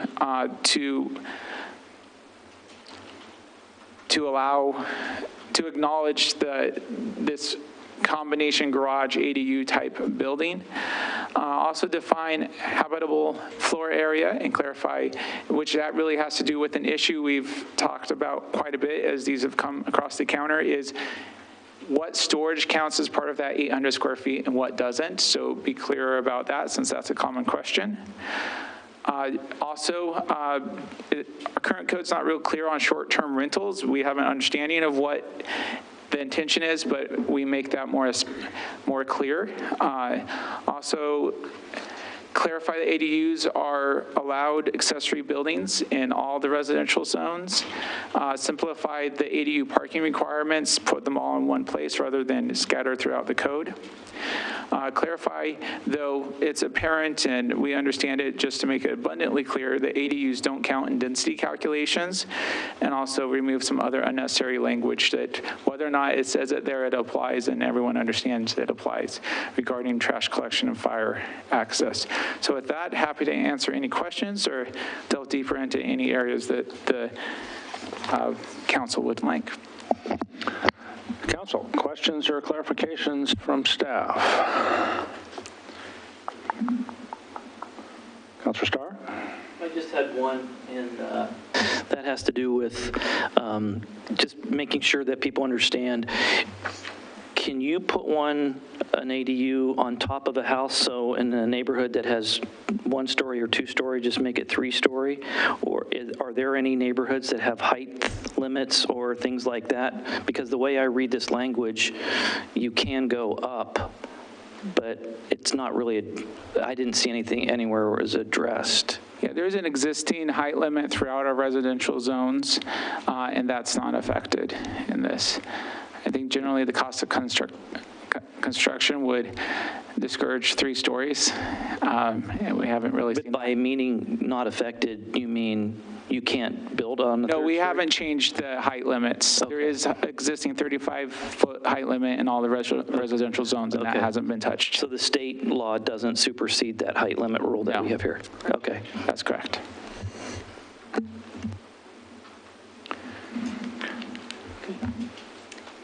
Councilor Stevens. Just to clarify on that question, you could put an ADU above a garage. Correct. And just tie that in, right? Yeah, you could. Not as if you can't put it on a second story. It's just Yeah, you can put it on top of anything. You just have to keep under that 35 feet. under the 35 feet. Right, okay, thanks. Question. Sorry. It's way, way over. There. Councilor Ackervall. Thanks. I noticed in the packet, there's a small change to the Old Town design standards, which I think is a newer design standards, right, that we've kind of brought in. And I know we have all the Planning Commission materials in here, and I can see all the notices that have gone out, and I know that you follow all the appropriate noticing for changes and stuff like that. But I also am remembering that there were some people in that community that were very involved and attentive to those Old Town design standards, and I wondered if we've had any communication from them just to make sure that nobody has surprises about this change. I believe it's a small change, and there was just one page, I think, included right in this packet, but I just was curious about that. We have not heard from particularly Doug or Monica, who were very involved. And it is a small change regarding parking. Again, it gets back to, rather than having all these parking standards, about ADUs scattered throughout the code to make it clear, which the standard is that you're required to provide on-site parking unless you can demonstrate that you have street, which that's a preference, but if for some reason that doesn't happen, the only way you could potentially get out of that is you have to have at least 45 feet of unencumbered street frontage to allow that's not already being assigned for parking for anything else, which is enough for 2 vehicles that could be counted. So just to make it universal, because there was no compelling reasons to differentiate that in Old Town, so we just made that a universal parking standard to keep it simple. Okay. On a related note, still looking at Old Town, page 347 of 622 in tonight's packet. Paragraph 2, the garage and other accessory dwelling buildings over 120 square feet and 10 feet in height must be designed using the same exterior design and architecture, i.e. siding, windows, doors, and roofing materials. I thought that standard was what was now disallowed under state law. So in Old Town, and this is similar to Villebois or to some extent even Frog Pond, where this is one of the 3 areas, Villebois and Old Town particularly, but to a lesser extent Frog Pond, that have specific design standards that have been found to meet that clear and objective standard under state law. Okay. And so the fact that and it's not similar to, and it's specific in the type of siding, the windows, the doors, and the roofing material to that extent that that it does work. And also, rather than, and not going to that, oh, you can match your neighbor's house, in Old Town, there's this, there is a variety of house structures, so you don't want a craftsman home with a ranch-style ADU. Right, so that's why there's not as much of variety, but still as was written last year, it is more similar to our current standards, that it's specific in terms of, it's not similar to kind of this wishy-washy, similar to the specific that It has the same siding, windows, doors, and roofing materials. Right, so I'm hearing you say that the specificity is sufficient to comply with the state statute. Right. When we were going through the Old Town design standards, we knew that this Senate bill was coming, and so we did it with that intention. Okay, all right, that's what I wanted to know. Any other questions? All right, I have not received any speaker cards from members of the public wanting to speak. Is there any member of the public that would like to speak at this point on ordinance number 825, accessory dwelling units? I am seeing none. So I'm going to close the public hearing and ask council, what is your pleasure with regard to ordinance number 825 on first reading? Your Honor, I move to approve ordinance number 825 on first reading. Moved and seconded to approve 825 on first reading. Discussion? Councilor Stevens. The only comment I would like to make is how much I appreciate how thoroughly vetted this issue has been. Planning Commission, a couple times we had a work session on it. I know staff took back comments from both those bodies and worked it, and the end result is really excellent. But I also really appreciate the time the Planning Commission spent on this as a mandate from the legislature, and it's, it will serve I believe the work done now that we're going to finish up tonight and in 2 weeks is going to serve the city well in many different ways. Okay. Anything else? I agree. In that case, I will call for the vote. All in favor of the motion to adopt on ordinance number 825 on first reading, please say aye. Aye. Aye. Aye. Passes 5-0. Thank you very much. Thank you. That will bring us to ordinance number 828, first reading.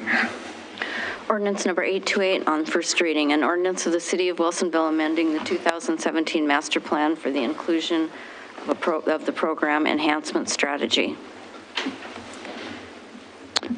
And this is also a public hearing, I believe, so I will open public hearing for Wilsonville City Council on ordinance number 828. Ladies and gentlemen, council will take public testimony tonight in a public hearing format to be conducted as follows. First, staff will present their report, then we will ask for testimony by proponents, opponents, and those neither in favor nor opposed to the ordinance. If you wish to testify, please complete a speaker card from the counter at the side of the room, pass it forward to the city recorder. When called, come forward to the microphone, state your name and address, and make your statement. I request those providing testimony not repeat all the voluminous testimony already given. Just indicating your agreement with certain prior testimony is entirely sufficient. Good evening, Mr. Mayor, members of the council. My name is Dwight Brashear. I am the transit director for SMART. To my immediate left is Nicole Hendricks. She is our transit management analyst. And then to her left would be Eric Loomis. He is our operations manager. We are before you this evening asking for your approval of the Appendix G, which is a new appendix that we are proposing to add to the Transit Master Plan, which you adopted on June 19th of 2017. This will allow SMART another arrow in its quiver to pursue funding through HB 2017. The law requires that any project that we put forth for funding has to be part of an adopted plan. We, as you know, Appendix B was amended here not too long ago, and that has been put forth to TriMet for approval. I found out just today, just before leaving work, that TriMet is now confident that they will make the November 1st deadline for filing that. We submitted 6 applications to TriMet as required on Friday.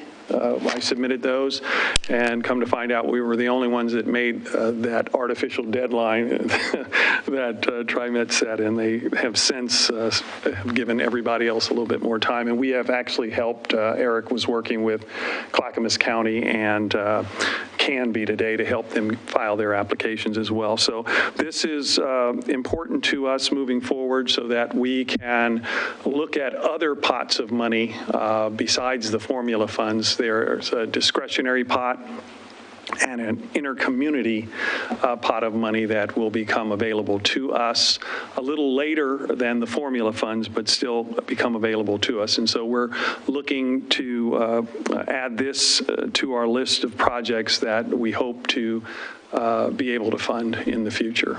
So Nicole is here. We did an extensive public outreach as required by HB 2017, and Eric did a great job of planning, looking at all of the areas where we could do better.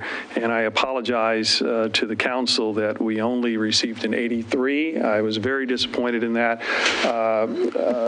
We had a meeting this afternoon with my team, and I told them that was unacceptable and that we would do better next year. But then Brian reminded me that I had 2 years to do better.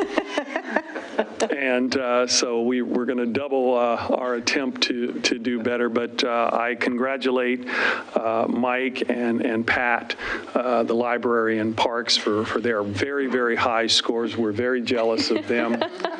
And so we will no longer service the library or the parks.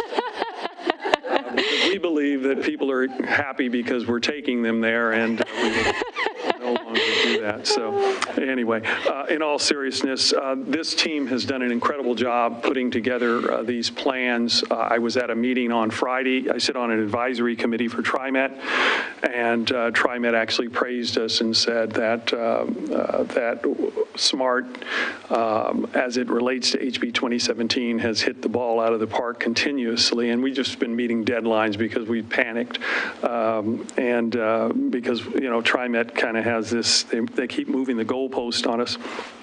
But they even said that they will likely reach out to us for our assistance. So we're proud of this team, and we're proud of this list of projects, and we hope to be able to put these projects in place so that we can improve on that 83% mark, which none of us are happy with, right? All right. Thank you. Okay. Follow that. Other members of the team have presentations for us here? Not really. I guess just to add to the public comment part, we did have we added from the 2015 Transit Master Plan process, but that list is exactly how the public scored them in the month of June.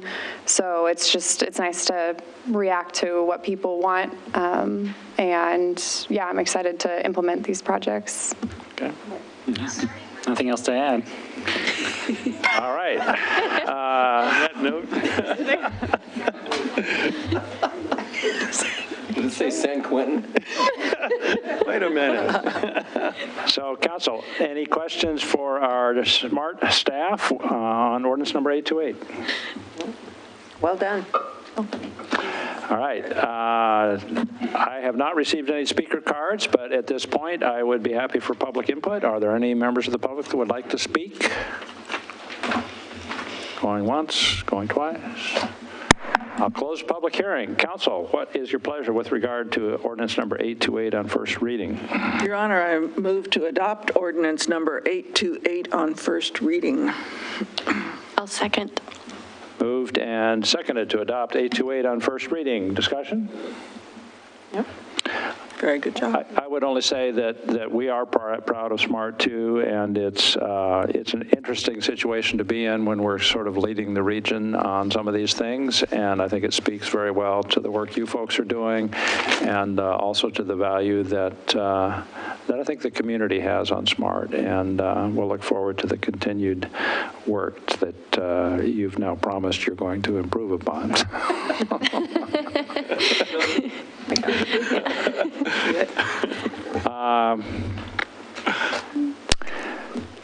Any other? Council, all in favor of the motion to adopt ordinance number 828 on first reading, please say aye. Aye. Aye, passes 5-0. Thank you. Thank you. Thank you all. Bringing us to continuing business, where I believe we have one item remaining, ordinance number 827, second reading. Ordinance number 827, second reading, an ordinance of the City of Wilsonville amending Wilsonville Code Chapter 10 by adding 10.600 through 10.680 and deleting 10.305. Now, these are the protocols and rules of action for the public with regard to riding on smart transit. And we've talked about this, and we've never had really a protocol before, but we've had quite a bit of discussion, and staff from SMART has modified and adapted in several cases after input, which I appreciate very much. And I think that we had comment on the first reading about that. So I assume most comments have been made, but is there anything further that the council would like to say or ask with regard to the rider rules? Councilor Starr. I can't find it right now, but I think if you were in violation of the rules, it said something about being kicked off for 6 months. But I didn't know I can't remember the wording, like you will be or you could be, because. That was one of the ones that got modified. Yeah. I think not to exceed. And I'm not sure if I can lay my fingers on it either here. I just would be concerned if someone may have put their leg up on the seat next to them on an empty bus and all of a sudden they're kicked off for 6 months. That seems a bit harsh to me. So I just want to make sure that it could be, I could instead of a will, but I can't remember where I read it in all of this. Does staff have that? It's on page 7 of. You're talking about the exclusion? 618 in our packet. What is it? 618? Eric's got at the bottom. Exclusion notice? Yeah. There's an appeal process. 7 of 11, first offense, exclusion not to exceed 6 months unless the offense poses immediate and serious threat to safety of passengers and city employees. There's also an appeal process that people can entertain. Yeah, if they feel they've not been treated fairly, there's an appeal process. Okay. Is that? I guess it's your choice on how you enforce that, too. I think it's important to understand that an offense should be viewed if someone does something and the driver says, that's against the rules, and they correct the behavior, that's not an offense. Okay. The offense is when they refuse to comply and we have to call, the police out and it gets to that level. That would be an offense, yes. Gotcha. And just to clarify, under subsection 1, it says the city may exclude, and then sub A lays out the time frame, and sub B lays out another time frame. So it does say may exclude. Okay. Okay. That's it. Anything else? Councilor Ackervall. I guess I kind of know I have a follow-up question on that too. On the next page, item 2, I guess. Do you know where I'm at? Yeah. It says individual with disability should not be issued a complete exclusion from smart transit, and then goes on to explain that. But I'm wondering how the disability is documented, or is there specifics on that?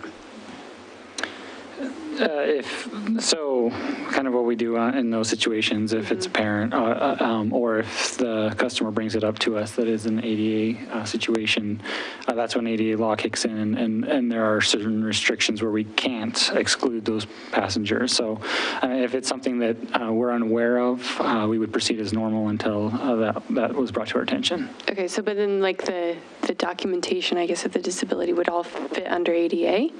Is that what you're saying? Correct, yes. Okay. They'd have to show they qualified as disabled under ADA rules, essentially. Well, so it's ADA laws are pretty open. Okay. So people, you don't necessarily need a certification for Okay. Yeah, that's fall under kind of those what I was laws. wondering. So Yeah. it'd be something we would, have to discuss with the customer. Okay. Thank you. Okay, anything else? If not, then I will call for the vote. All in favor of the motion We have a motion. we don't have a motion on the second? Okay. I'll ask for a motion on ordinance number 827, second reading. Your Honor, I move that we adopt ordinance number 827 on second reading. Is there a second? Moved and seconded. We adopt 827, second reading. Now I will ask for a roll call vote, please. Counselor Stevens? Yes. Council President Starr? Yes. Counselor Ackerval? Yes. Counselor Lehan? Yes. Mayor Knapp? Yes, passes 5-0. Thank you again. Thank you very much. That will bring us then to city manager business. Yes, Mayor, members of council, earlier tonight we had a discussion about a legislative hearing regarding Aurora Airport. There were some comments made by one of the members of that panel that were concerning to me that I wanted to bring to your attention. And I'm always one to not overreact or underreact. I wanted to get your input on it. My recommendation is that we probably do want to send a letter to the committee so that they understand how the city does and does not operate. But I wanted you to hear the comments yourselves in context, and then you can provide direction to me. And Barbara Jacobson also watched the, I'm not sure if you watched the whole thing, but we watched a good 16 minutes of that segment. So Mr. Ottenot is going to pull that up and get to the comment, and then we can have some discussion. Very good. This is the emergency board. E-board. E-board, which does funding for requests when legislature is not in session. Mark, you're just going to get to the comment. Yeah, there's two sections of comment, and facilitates civil, accurate dialogue to explore a resolution. Let's give Oregon Solutions a chance to help define the problem, recommend a process and a structure by which to proceed.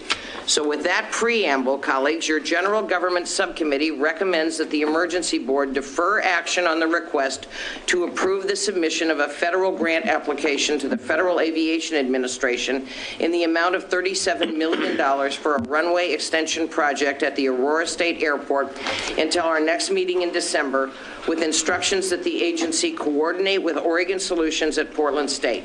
Your subcommittee recommends deferral. Thank you, Senator. Discussion, Senator Drop. Colleagues, this is in my district.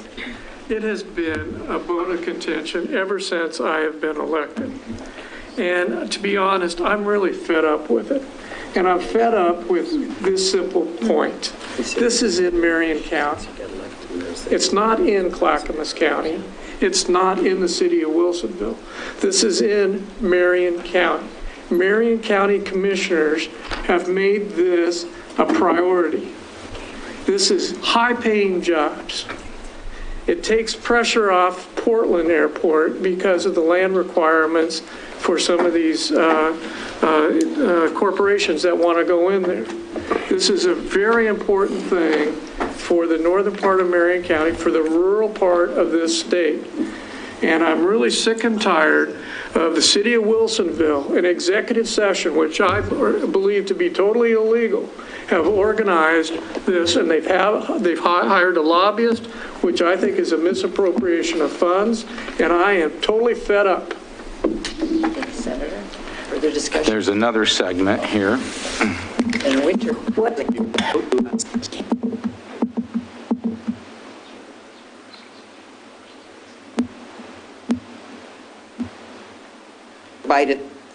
So with that, Madam Chair, I would recommend that the committee approve deferral. So just to clarify, the motion on the table is deferral to December for the purpose of conversations with Oregon Solutions and the stakeholders. That is the motion. But can I ask a question? Yes, Representative. A question to Senator Girard. How are you voting on this motion? I'm going to vote no. And the reason is that this group that is opposed has opposed any water going to the airport, any sewer going to the airport, any increase in whatsoever in this airport. Now, the funny thing is, if the big one hits, these same people will be grateful the fact that that airport is there. So Marion County has made it very, very clear with all their commissioners that this is a very high priority for them because of the jobs that will be created in Marion County. And it would be like one of your rural counties trying to be dominated by cities that aren't in your district. And it's been extremely frustrating. They do it in the city of Wilsonville conducts these meetings mostly in executive sessions because they want to hide what they're doing. And they pay a lobbyist to go out in this district and organize all the opposition. I believe Senator Johnson has had to deal with that when she dealt with the airport. It has just been, it's been really extremely frustrating for me because I believe very strongly in the fact that jurisdictions have, if it's within Marion County, it should be Marion County's solution. If it's in Clackamas County, it should be a Clackamas County solution. And again, I represent both counties. But they have crossed the line, and they continue to do that. And they usually do it right before elections because it's a good vote getter and it's a cheap vote getter for them. I believe that was the segment desired to be seen. So that's your backdrop, and it's your call as to whether or not you want me to have Ms. Jacobson draft a letter. I personally think because there are many members on that committee that don't know Wilsonville, don't know how we operate, that's out there in the public airwaves. I think it's a complete misrepresentation of how this council has operated in the 7 years I've been here. Not once has this council ever gone into executive session to talk about things that are not allowed to be talked about in executive session. So I would like to recommend that we do correct the record. I also think we need to do some educating on what the issues really are at the airport, because it's obviously not getting aired in these e-board meetings. The fact that Senator Girard talks about representing Clackamas County, well, Clackamas County is impacted by what happens at the airport. That's something that should be obvious to most people. And the fact that ODOT has concerns about the interchange is not being discussed. It's being discussed as it's only about jobs, but we all know that it's more than just jobs. So I think we should probably correct the record, but I will leave it up to your good judgment as to whether we should. The only thing I would add to that is this council is very good about what we talk about and don't talk about in executive session, about how you do not meet and discuss things outside of proper public meetings. We actually did talk about the Aurora Airport at length in open session, and we have meeting notes that reflect it. We specifically did not talk about it in executive session because it's not a topic that would normally be allowed unless we're at some point in litigation in that particular matter. So we actually talked about it at the end of a meeting. Was it our last meeting? During legal business, so that we could get direction from this council on what our next steps would be. And we've talked about it in work session, and we've talked about it here under legal business. Yes, both in front of the public. Both in all that's been advertised on our agendas and posted on our website. Well, I continue to be somewhat appalled by the process that folks seem to think is appropriate when the proposed growth of 1,200 jobs. I've heard Senator Johnson testify that we could have 4,000 jobs there if you're going to grow from currently 1,200 jobs at the airport to 4,000 jobs. Is it even rational to think that there isn't going to be traffic and transportation issues arising out of that? I cannot believe that. And yet it's not portrayed as something that we are all impacted by and need to be collaborating on determining what's appropriate, or if there is something appropriate, how to go about it in a way that mitigates the impacts. Instead, it's just kind of threw Wilsonville under the bus. I don't think that that's very appropriate, and I've testified in Salem multiple times. Apparently people hear what they want to hear and are not really considering the evidence that's been presented. So I think we need to rebut, and we need to do it factually and remind them of the issues that they insist are theirs alone to decide, but are affecting people across jurisdictional boundaries. Councilor Stevens. So the other thing that, I heard this right, and if my recollection is correct, unless it happened before I was on council or I'm not remembering, is that the city of Wilsonville has never taken a position about opposing water and sewer at the airport. No knowledge of These that. came out of thin air. Yeah, so we really need to, in fact, We have pointed. talked about the need for that if there's. We have opposed the water issue, I know that. Well, we have opposed for Wilsonville providing them water. That's different than opposing them getting water. getting water. They can get water. We said it's not in Wilsonville, and it's not in our plan to provide it. Yeah. Right. That's different. I'm more than concerned about the assertions that we're operating underhandedly. Illegally. Yeah, the illegal stuff, for sure, we need to address, but the infrastructure issues are just plain not true either. They're not true. We haven't blocked them on anything. We would have to annex them in order to provide them with water or sewer. Is he suggesting we should annex part of a third county and also have Marion County in? But no, Please have to find another mayor if you're doing that. But I don't think we were ever opposed to them getting water from someone else. Aurora, no. We never said you shouldn't do that, you know. Slight modification. There was a bill proposed in 2013 that would have allowed the extension of urban services outside the city without annexation. That we opposed on a matter of principle. Right.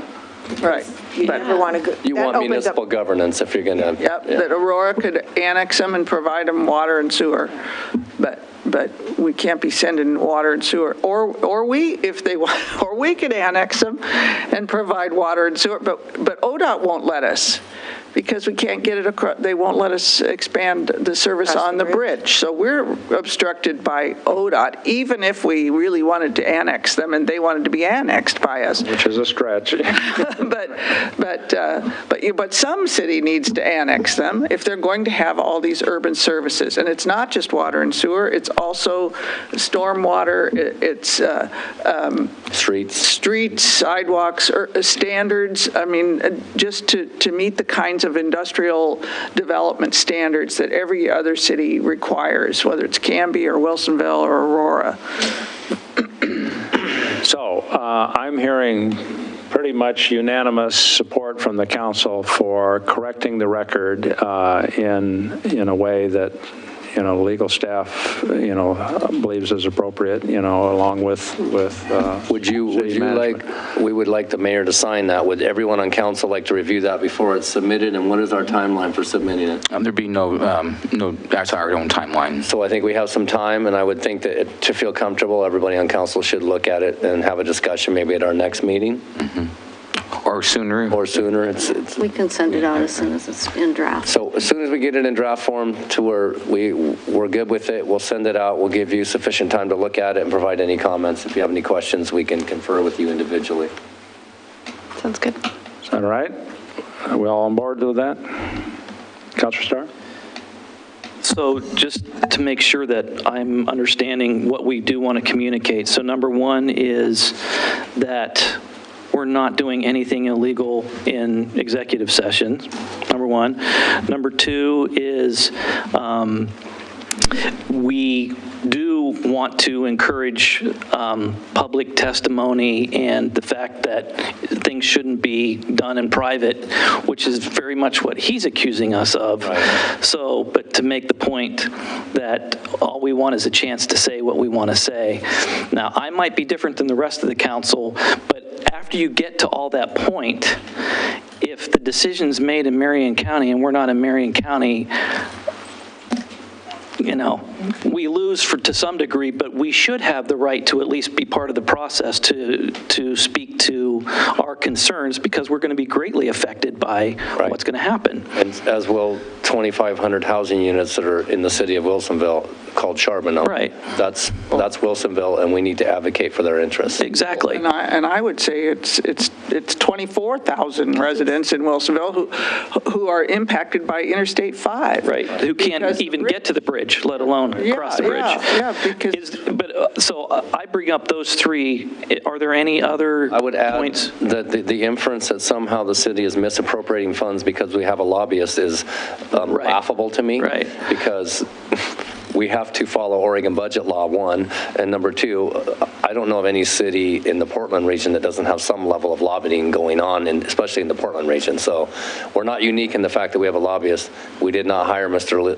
Leo to exclusively lobby on the Aurora Airport. He advocates for us on all of our legislative agenda that we take to the state capitol every year. So. And it would seem that we wouldn't need a lobbyist sometimes if people wouldn't speak out of ignorance, that we have to have one to correct their poor communication. So and to bring issues like this to us in a timely fashion so that we cannot be lunch meat on somebody's counter. We can actually. And I can't speak to what happened before I got here, but for the 7 years I've been here, it hasn't been that we're against anything.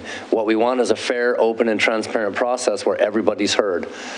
Just because the airport is not in Clackamas County doesn't mean that we're not impacted, and it doesn't mean we're not impacted just because the airport's not in Wilsonville.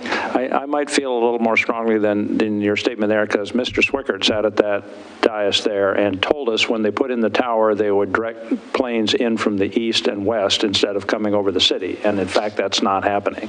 Right. At least it's not happening in many instances.